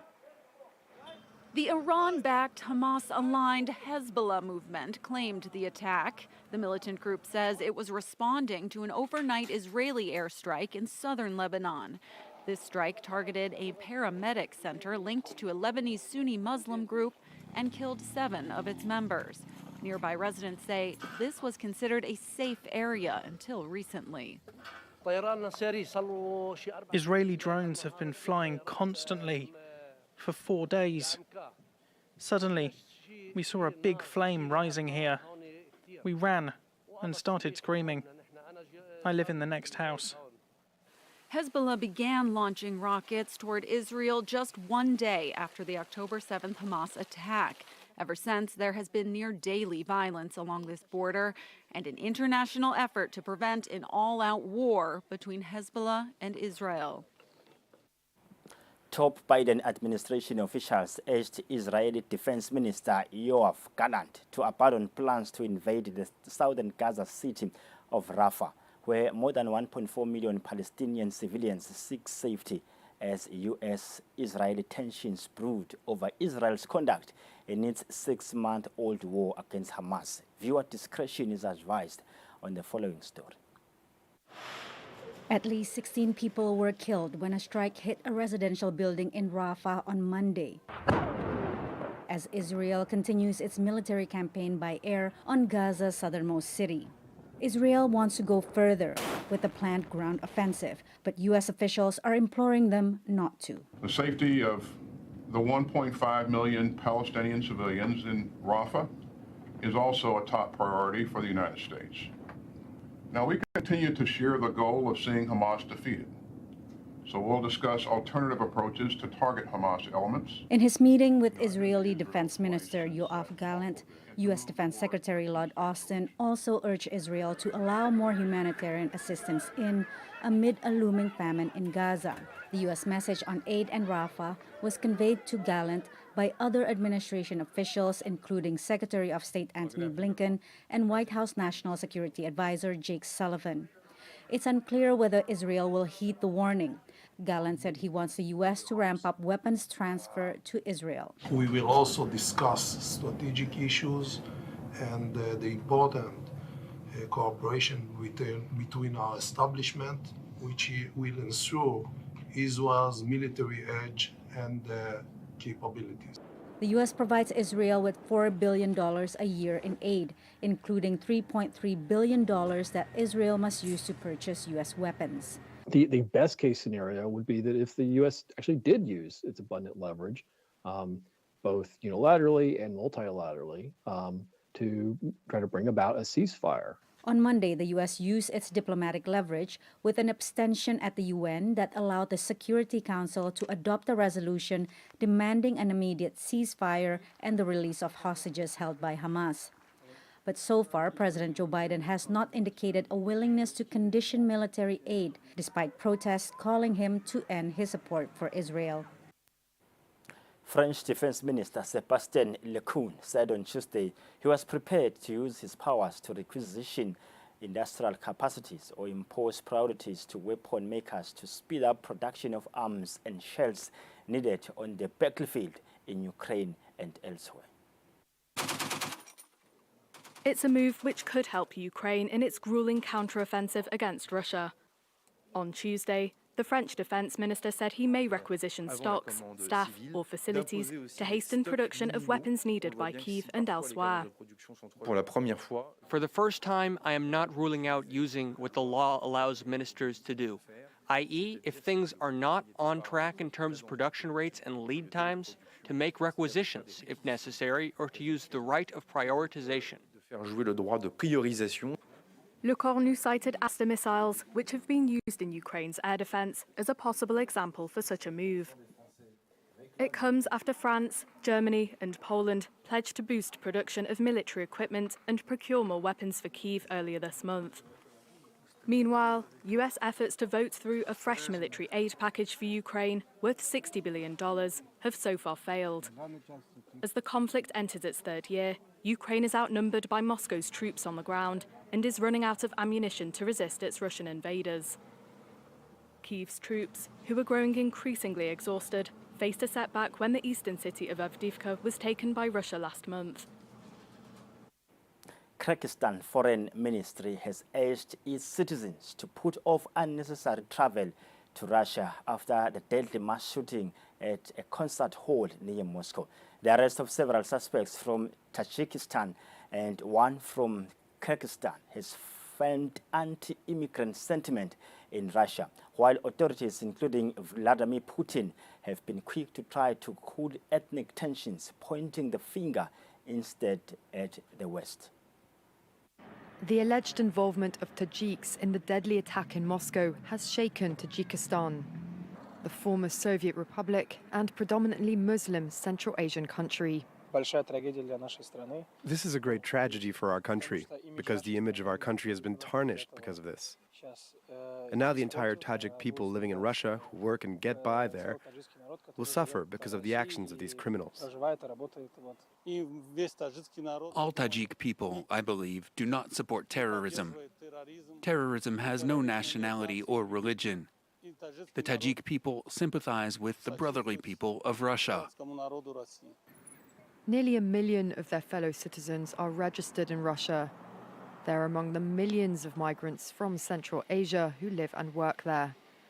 Discrimination towards them and other Muslim minorities is not new in Russia, but has been stoked by the detained suspects being from Tajikistan and Kyrgyzstan. It's an inconvenient fact for the Russian president, who was quick to appeal for unity in his first comments after the attack. No one will be able to sow poisonous seeds of panic and discord in our multi-ethnic society. Vladimir Putin has accused Ukraine and the West of being involved in the attack in order to stir up ethnic tensions, a suggestion echoed by the head of Russia's Orthodox Church, Patriarch Kirill. With Russia's economy facing pressures linked to its full-scale invasion of Ukraine, Central Asian migrant laborers are helping to keep its military supply chain going, while Russia's Muslim minorities make up a growing number of the soldiers on the front line. Violence and instability in Haiti are a threat to the country's citizens and to the journalists reporting at personal risk on the latest developments. Viewer discretion is also advised on the following story. Fear, violence, and anarchy are spreading in Haiti. Gangs rule the capital and key infrastructure, including some ports, and block food distribution. And the journalists capturing their actions take a great risk. The dangers are not new for Haitian journalists. Narrowly surviving a gun attack in 2022, Roberson Alphonse fled to the U.S. I hope that nobody will experience that, but it's highly possible that we have Haitian journalists. We have to move and hide or flee the country for their own safety. Alphonse still covers Haiti, but from the safety of the U.S., where he is a fellow at the University of Michigan. Journalists in Haiti have been killed, kidnapped, and assaulted in the past 2 years. Media watchdogs say it is one of the world's most dangerous countries for journalists. Journalists are kind of caught up in this crossfire between the violence, gang violence, and this institutional crisis, and they are targeted when they are trying to cover this. Journalists on the ground fear the situation is worsening and say there is no way to avoid one of the most treacherous assignments, covering the gang. They don't want hurting the country, and if you say the wrong things to them, you might be the next target. So it is it's almost at the point it's a necessity to talk to the gangs, I want to say, which some people don't agree with. But it can get also very dangerous. The gangs aren't the only threat. Sandra Lemaire, VOA's Creole Service Chief, recalls an incident involving one of her reporters in Haiti. And he was threatened by a national police officer at gunpoint, threatening him to say, "Don't publish this because it makes us look bad." Lemaire says she checks in constantly with her team on the ground to ensure they are safe. My biggest fear is that they'll be killed while reporting. With the gangs in control and progress slow in forming a transitional government, media analysts fear for the safety of the journalists on the ground. Collapse of the Francis Scott Key Bridge after being struck by a container ship is likely to cause major economic damage for as long as it continues to block shipping in the port of Baltimore. The bridge's dramatic destruction shut the port for maritime traffic, which last year accounted for more than 52 million tons of foreign cargo worth some $80 billion, according to a recent statement from Maryland Governor Wes Morris' office. The Francis Scott Key Bridge, now a barrier for a key shipping lane. The Port of Baltimore is expected to be closed indefinitely as authorities investigate the collision that caused its collapse and work to clear the wreckage. It's critically important to our economy. It affects many, many jobs. It affects not only jobs here in Maryland, but around the country and world. Last year, the port processed over 52 million tons of foreign cargo worth some $80 billion. Each day it's shut down, a $217 million trade loss.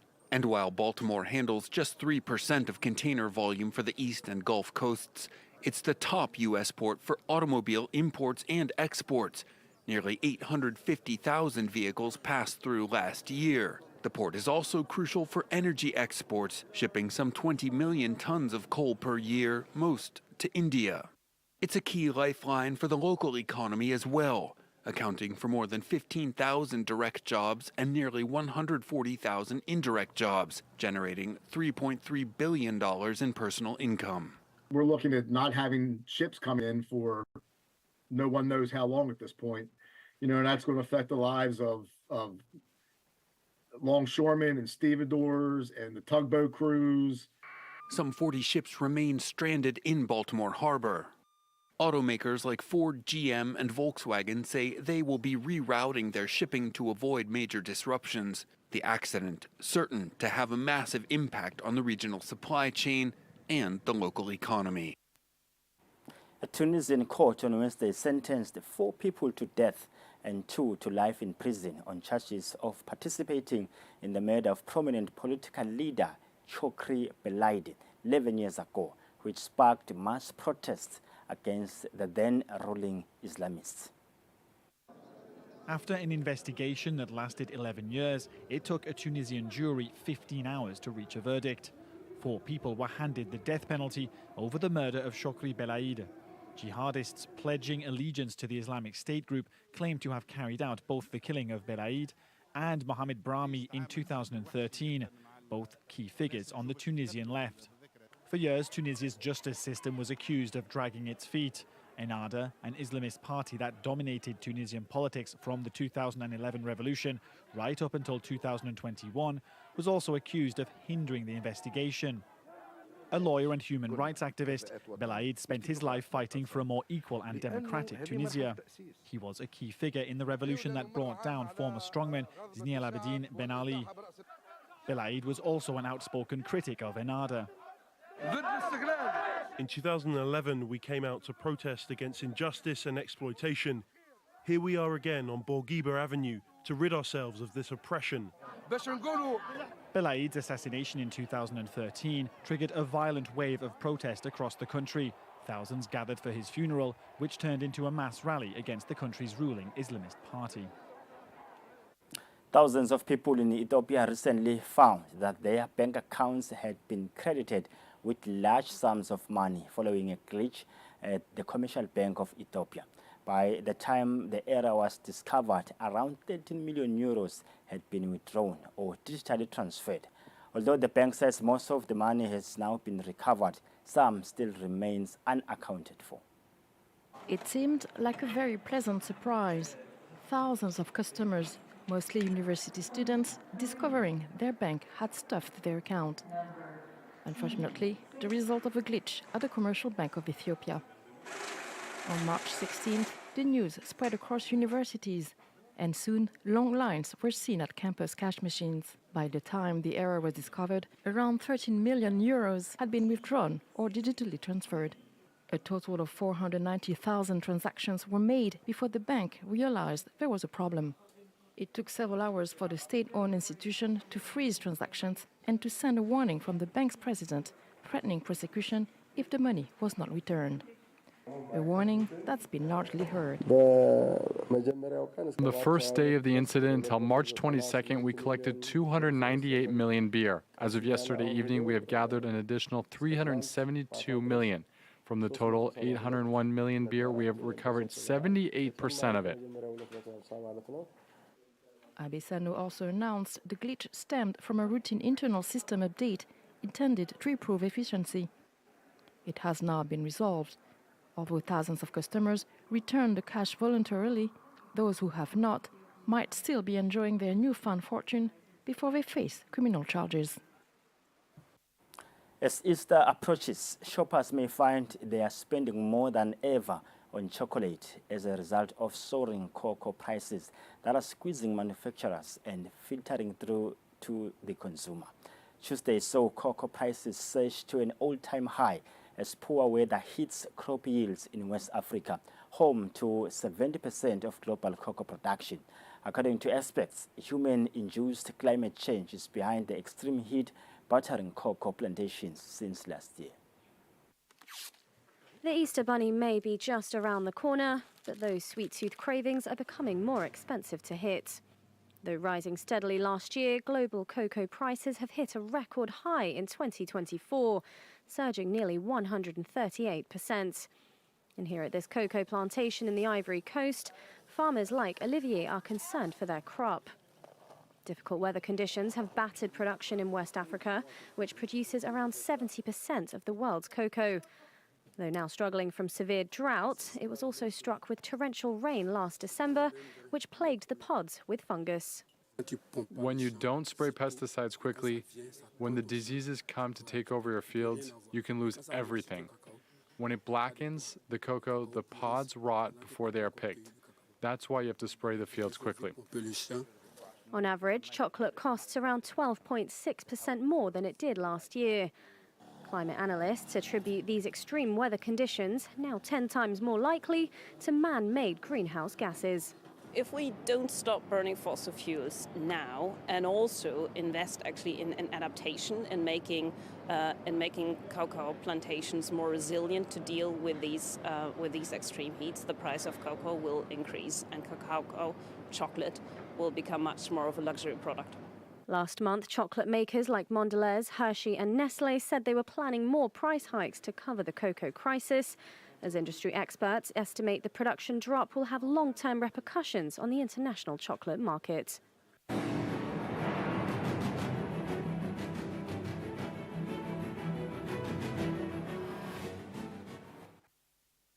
Finally, in our sports news, His Excellency the Right Honourable Prime Minister Russell Lamine says people can earn a living through sport. The Premier said this during the National Sports Awards held at the George Hotel yesterday. The Prime Minister was represented by the Deputy Prime Minister, Honourable Kusile.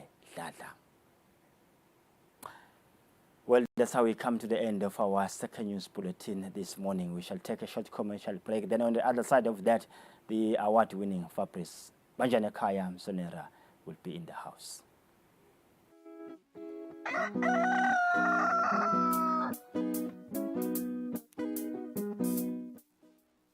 Kude lesinye isikhathi ngaphandle kwalesi aba research bafunze.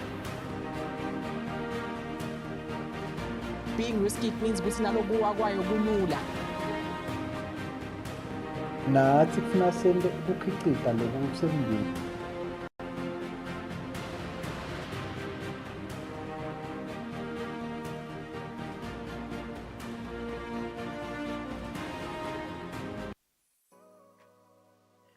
renewal of TV licenses for 2024 is now open. Here is a quick reminder. A viewer's TV license costs 180 emalangeni per device. Other accessories such as decoders and set-top box cost 50 emalangeni per device. For traders and repairers, TV license costs 300 emalangeni per business area. And now, to pay your TV license, use these following methods. You can use MTN Mobile Money with the number 76222000 or dial *007 *3 *7 hash. Or you can use Eswatini Imali.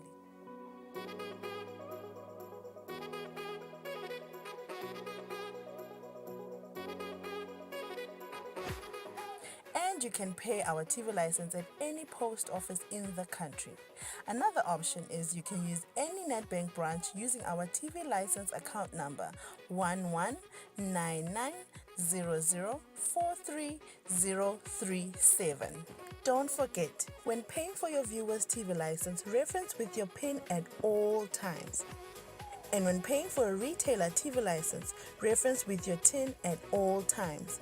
For more information, call us on 7802-4543 or 34050163 or 34020879. And you can send us a WhatsApp message on 762222000.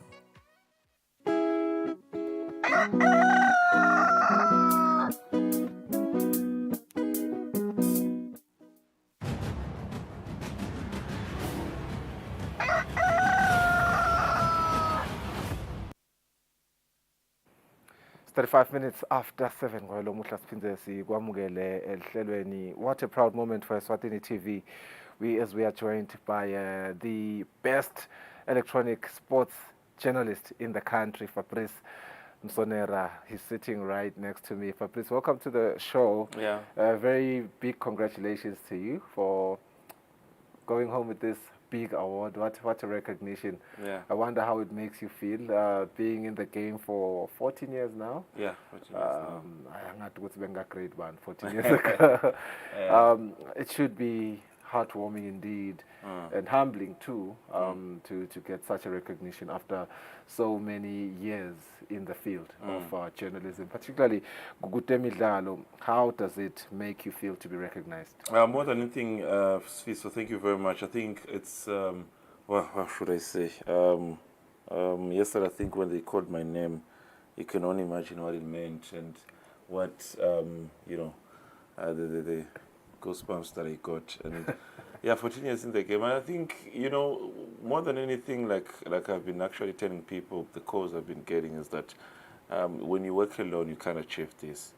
There are people that I work daily, colleagues. There are people that I found in the game. I think when I got here, including the men who just left the studio, LinkedIn Gule.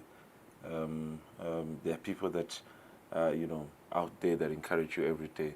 There are people who are not in sports who also are doing other stuff, but who encourage you, including you, like for instance, who are doing other stories. So in as much as there are the people that you spend time daily, in the industry, these are the people who can tell you that, you know what, you can do this. And then the more you push yourself, the more you can actually achieve it. So more than anything, I think, I think the institution also has a hand in whatever I've achieved, Eswatini TV, because, people don't know Fabrice Msonera because of my personal reasons. Yeah. My name is linked to the institution, so it only means it's what I've achieved. So to say 14 years and counting. And counting, indeed. Yeah, counting, who knows. This is Eswatini, so next we'll land in Zambia for the regional awards, which is in June. And I think when you look at where we are as a country, we work up everything. I think this is the speech that I delivered yesterday during the awards, to say in the presence of the Her Excellency, the Deputy Prime Minister, who was representing the Prime Minister, say, Your Excellency, I think if it's anything, we have a difficult job where every morning you have to call people. Right. And labanye bakuchaya would say, Yeah. This is besides waiting for the events that take place. Right. But it's a job that requires, you have to uhluphe abantu. I remember when I started, you only get a chance. Yeah, this was yesterday. How did that feel? Yeah, that moment over there, being on top of everyone and seeing your face behind you. Those men next to you on that photo, are those some of the people you were nominated I think these are the guys from the category? print media. That's Jongi Lekuba on the left side of the screen. That's Sabelo Kweba. I think pretty much we're almost same period in the industry. I think there's the one on the right, on top, with the right of the left side of the screen. I think he's been in the industry also, print media. I think majority we know him. Sabelo is a very good writer. I think we've been pretty much in the industry same time, because I think when he graduated in 2013, I had probably 6 or 7, 9 months already in the industry. So then Jongin also joined us later, 2015. Right. So yeah, pretty much almost the So same you're period. not just the oldest at Eswatini TV under the sports department, but you're also the oldest within the journalism field when it comes to sports. There are people who are older than me, but when we count, there are people who are older than me, but they have only left maybe what they are doing in print. They're doing other things. So there are people we cannot forget. I mean, active. Yeah. There are people who are older than me, including the likes of Elwazir Lamini, who's now at FT, former Times of Southern editor, Sabelo Nziniza, but now reporting general. These are the people in the print media. I found them there, but they're still running.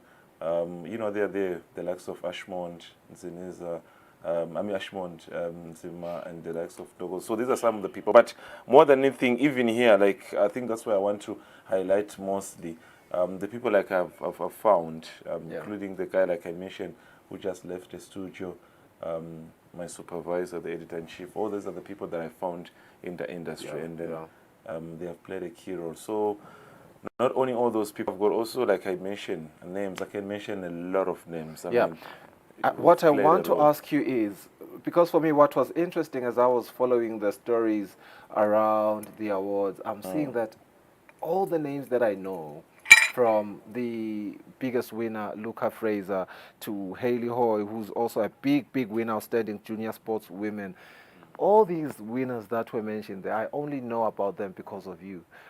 Which was very interesting to me. I'm not big on reading print media. I do read it once in a while, but most of the sports developments that happen in the country, I get to see them on Eswatini TV Sports. Segment because I know we always deliver the best and it's always the latest.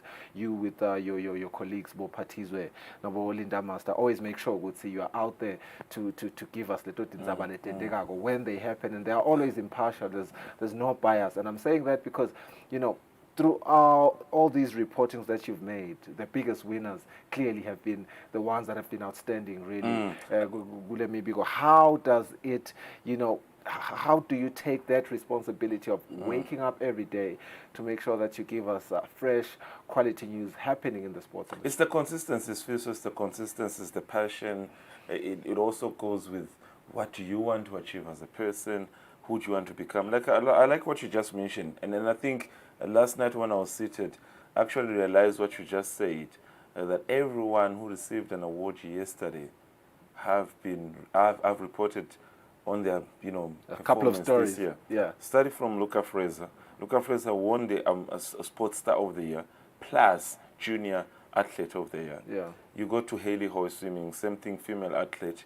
You go to coach, Welcome Clubs, where people maybe think, sometimes they think you go too much into coverage. You just have to extend.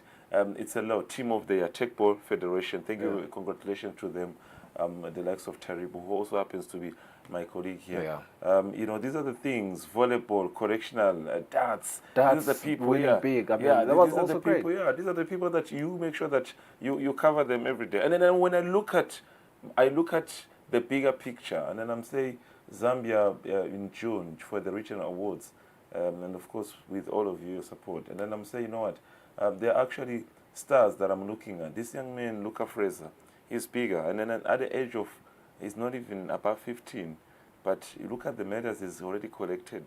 And I think if he's accorded, I pray. I was actually talking to one of the EOGA member, the Olympic and Commonwealth Movement and Sport Council, to say, for you to attend Olympics and Commonwealth, you need to be on the scholarship. So this young man deserves a scholarship. So if this guy can be able to be accorded a scholarship, he's so much,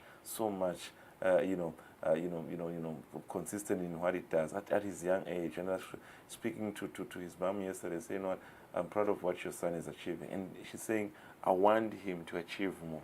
So I think also we play a key role in covering daily the achievements of these stars. And as a country, like Her Excellency was saying yesterday, that this field can provide job, this field can improve the economy of the country if we keep on supporting and pushing our athletes. All of this happens in the backdrop of an interview internationally between Lionel Messi and some of the biggest names in journalism abroad. And one thing that Messi mentioned, he was asked about his retirement, and he said, "You know what, I've won it all. You know, I've achieved everything that I've always wanted to achieve." Of course, that's him winning the FIFA World Cup. I mean, he's got almost every other hardware that you can think of. So for him to get that award, he said, "I've done it all, but I'm going to play until my legs fail me." And you know, there's this conception that once you achieve something, you are done. Some people, what should motivate him now? But I want to hear from you. Does getting this award give you a responsibility to work even harder, or it makes you feel like, okay, I've done it. What else can I achieve more than this? I like what you said. It actually pushes you to work even harder. I was actually shared by one of the senior officials at Eswatini Sport Council to say, do you know that annually, we get to also, as journalists, to choose FIFA Best Player of the Year. Right. So there's a vote that comes from a journalist. And for you to have a vote, you should have lifted. So next so time your voice matters now. So next time when you say Mbappe or Haaland, I'll tell you who I voted, and I'll tell you why I voted for that one. And FIFA will read my voting. So more than anything, it pushes me. It says get harder. But I think now the focus, not to say that I'm running away from Eswatini, the focus is that majority of my stories now would have to be continental. What is Eswatini? How is Eswatini affecting the continent positively? You look at this young man, Luca Fraser. Put it an example. He's the youngest athlete in the region to win more than 6 meters. That's what you want people to hear. He's now affecting continental. You look at Welcome Hlabatsi. He's one of the longest serving coaches within the region after the South African head coach swimming. So those are the stories that now you want to take to people, because you're not only lifting yourself, but the country's flag high by mentioning that this man, with what he has achieved, he's now dominating the continent. The attraction and the attention that you are attracting could even come in the form of investments, because people will realize, oh, we have such great talent in Eswatini. Nike might say, let us go sponsor, that young man or that organization. So I really, really like what you want to go out and do after winning this. And I think, Eswatini is ready. I'm a bit worried though. Our biggest conversation is always centered around football, sports. And yet, you look at the biggest names from the awards. I don't think from the biggest names I'm seeing anyone from the football fraternity. And I'm not saying they were robbed. I am saying perhaps we want to, focus or rather pay the same amount of attention to swimming, to darts, as much as we do football. Because you look at a country like Jamaica, it is famously known for what? They are sprinters. Athletes, that is where they invested all their money and attention to, because they realized this is where clearly we outshine the rest of the world, right? Do we not want to invest the money that we're investing in football, in swimming, and perhaps we could beat the Michael Phelps of this world? More than anything, football always remain a global sport, so I think it's a sport that is dominating almost everywhere. And I think that's the first rule, not only in class as a journalist, but that's the first rule you get when you come into the newsroom. Right. They tell you you're not a football reporter, you are a sports reporter. Currently in the country, we've got over 32 sporting association affiliated under Sport Council. So you can't affiliate yourself becoming a football reporter. You become an all-round reporter. You can watch your biggest channels in the world, your Sky Sports. You don't have an hour of news by reporting football. Yeah. Football probably 50 minutes. The rest of 45 minutes will be other sporting codes. Why? Sports is big, sports is global. And another thing is that if you've made it in football, it is easier to report other sporting codes. Right. So at the end of the day, you have to be comfortable to be everywhere. You have to be comfortable to be everywhere. Talking about investment, we need to. And I think we need to change our focus. Yeah, our focus. And I think Her Excellency, the Right Honourable Deputy Prime Minister yesterday, she mentioned that when you look at the talent we have in the country, which I also think we do have a talent. Sinalo umsebenzi ukuthi usakaza usihambela tikolwa, uve ngazuthi maybe one day tournament is not enough, but we need to change our focus. The talent is there. I'm not saying let's let go football. No, we can't let go football. We cannot. It's a global sport. Certainly. But you ask yourself, if we've got someone from swimming who have gone to the world champs in Dubai and come back with a gold medal, and Come on now. and then you ask yourself, the only biggest achievement in soccer, it's a bronze medal in Kosafa. Then you put a question mark. Is our focus there? What do we do? Sihlangu recently, but when they drew 2-2, talks were there. Against Somalia. Those are the things that Come on. But so then you have to say, let's give equal opportunity. And that's why people have been asking, these are national sports awards, but majority the Sport Council, because if you look at how our departments, mostly football, you can't say, even in terms of government budget, they don't get any budget from Sport Council. It's straight from the ministry that they get from Sihlang and everything. So Sport Council then takes the other remaining sporting codes that are in charge of them. Not to say that football is on their own. They are still also under the umbrella of Sport Council. But in terms of getting, direct compensation or direct, support, they get straight from Uhulumende. Akufana namanye ama sporting codes fune bakhulume nga Sport Council. And then go some of the sporting codes like darts, chess and all the sporting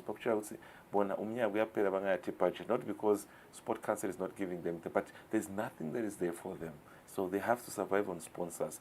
And I think it's high time maybe we gave them a chance and support, and sponsors came out in their numbers and support them. And indeed, and we can make a lot of examples. In America, it's football, which is not soccer, football and rugby for Mugele Kaya, and basketball. Those are the two leading sports, equal to soccer. Even Lionel Messi plays in America, those are the two biggest. Before you even go to America, these are things that actually I told one journalist, in Kenya, the budget of National Athletics Association is bigger than the budget of football. Because that is their strength. Because that's where they are in terms of strength. That's where they excel. You look at the compensation that the rugby team gets in South Africa, and the cricket team. Not to say Bafana, but at some point, the rugby team to know where we're heading. Because for you to get a call, this is one thing I also want to highlight. For you to get a call, just a call, not to say you are starting in the starting line. A call, we've been called you for Bafana camp. That's 50K, 50,000. We've mentioned your name. You might not play the friendlies, but because we mentioned El Kamala. So you see where other countries are in terms of investing in sports. But for us, it's not even, we're not sure if when we are called for Sihlang, how much you get. Is it 900? Is it, but not to say we have a blame at some point, but it's where we're standing as a country in terms of finances. We need also to improve and support our athletes and, just give them what they deserve in terms of support. I'll hit a small tangent, Fabrice, but it's still, within sports. April 7 has been billed as the official date for the Ingwejama Cup Finals. That is the biggest tournament in the land. And, with this announcement, you will be reporting again, the developments that will happen there. Guyo Ingwejama Cup. And I'm taking this tangent because tomorrow is a Friday. We are not going to have you on the show. We normally do have you on Friday to talk about such things. How excited should we be as a Moswati for Ingwejama Cup Finals now that we know the official date? I think we should be quite excited. I think this is one of the biggest tournaments. It's actually not one of the, it is the biggest tournament in the football in the country. You look at that, like we said, like we keep on mentioning, you play 6 games, you are a champion or over 1 million winner. Kakhulu nje ngicabanga ukuthi singabonga Eswatini TV, the management headed by our chief executive, Umlangeni, Mr. Tamini, just to announce that we will be, broadcasting live. And then I think, the CEO has actually put, the investment in the right way to say Eswatini needs to watch what's happening in their land. I mean, this is a tournament. If you go in the past, you've got travelers, you've got people come for just this event. It's becoming a touristic attraction in terms of what we can offer as a country. And then I think, 7th of April, we can't wait. It's actually not far. You jump this weekend, then it's next weekend. Yeah. So it tells you how big it's going to be. Green Mamba against Bafana Swallows. Bafana Swallows want to be in the box as the dominating team of the tournament. For Green Mamba, I think they want to win for the 2nd time. So I can't wait. I can't wait. International also journalists will be coming. We'll be able to exchange ideas, and this is what we want. This is what we want to achieve. So I think it's the day. And for Eswatini TV, big up for for this meeting, the people, the members of the public at the point of their need by broadcasting this. So we can't wait. Yeah, Fabrice, and congratulations once again. Thank you. On winning this big award. I'm sorry about that. But the biggest thing, Ngoyama Cup has officially been, officially announced. It's going to be on the 7th of April. Sekuta Lwandle, kulonga ngetinzaba. Siphindze sithi onke Maswati akahambe support ke yona ifinal yayo iNgonyama Cup. Tabe kumnanzi nangemambala. Sibahla let market sitawuvala lihlelo na LinkedIn kule after the break.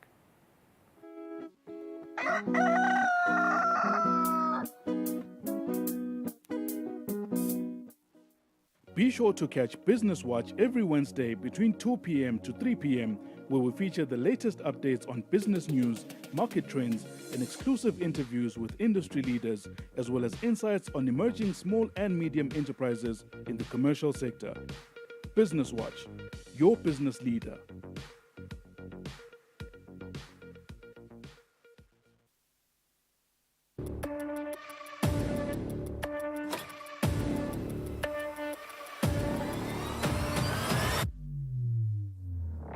Ujala masoda mahle kunathi lesa. Sabatandi ukuthi njengalokhu sivile sive sithi khulume.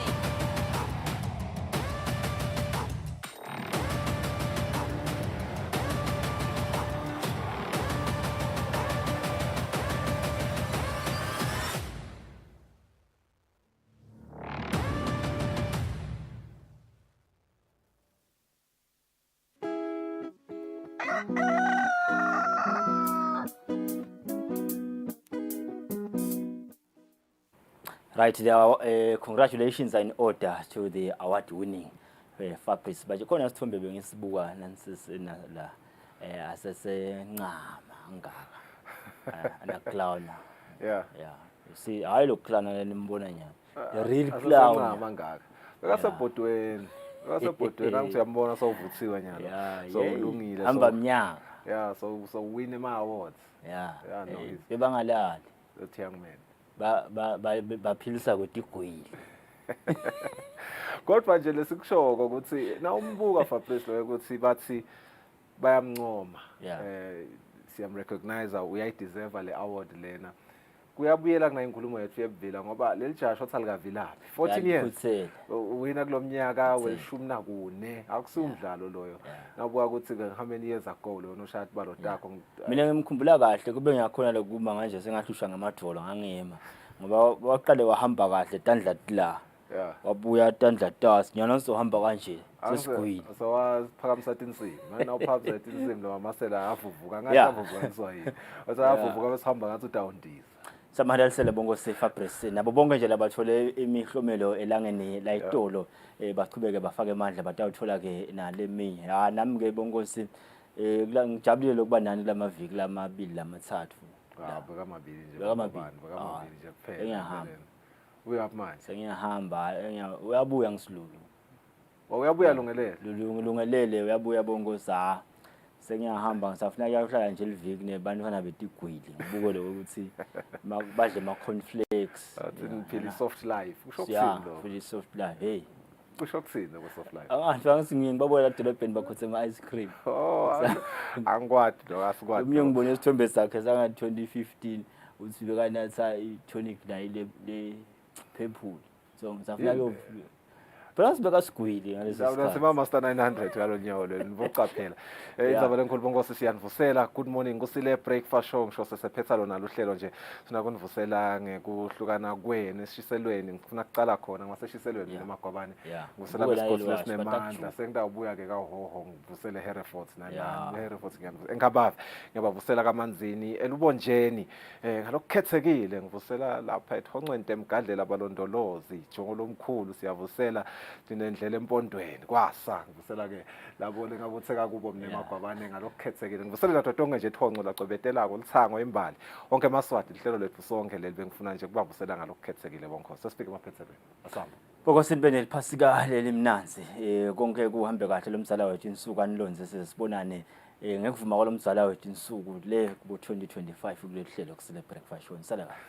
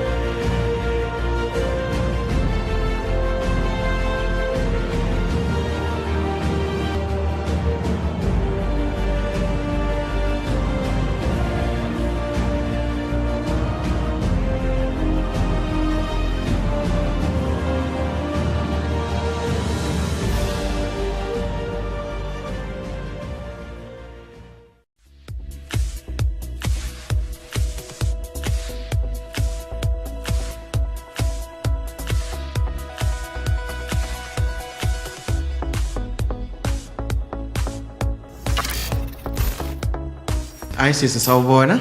Hi ninjani? Siyaphila unjani wena? Ngiyaphila nami kakhulu. Congratulations because you are the first contestant in Manzini. Thank you so much. Okay, mankosi igama lakho nesibongo. Okay, igama lami ngingitakhona ngwakadludlu. Oh, okay, Dludlu. Usuka kumtakhona? Okay, ekhaya kithi kuse Mafutheni. Mafutheni. Under Mahlabane. Okay. But currently I am at C404 where I'm currently working as a med assistant at the Look Commission. Okay, okay, Yes. okay. Where go person My church is Mahlabane Kingdom Ambassadors Worship Tabernacle. Oh, okay. Yes. So what song are you going to give us today? Today I'm going to sing you a very powerful song. Okay. Come on, that come is on, sang come on. a very powerful one. Usually when I'm performing, including Cornelist for over, I perform the song, Okay. which is Jehovah is Your Name by Ndogo Zombambo. Okay. Usually when I sing it, I usually can't see myself. Sure. But after I'm done, people will tell me, yo, you were so much. You were too much. So, artist vele.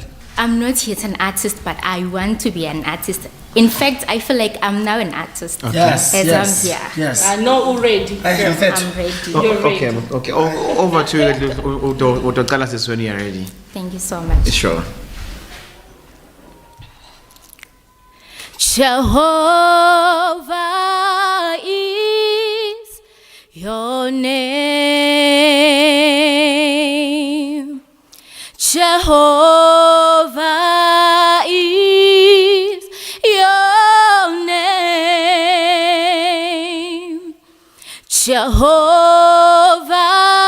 is your name. Jehovah is your name. Mighty warrior, great in battle, Jehovah is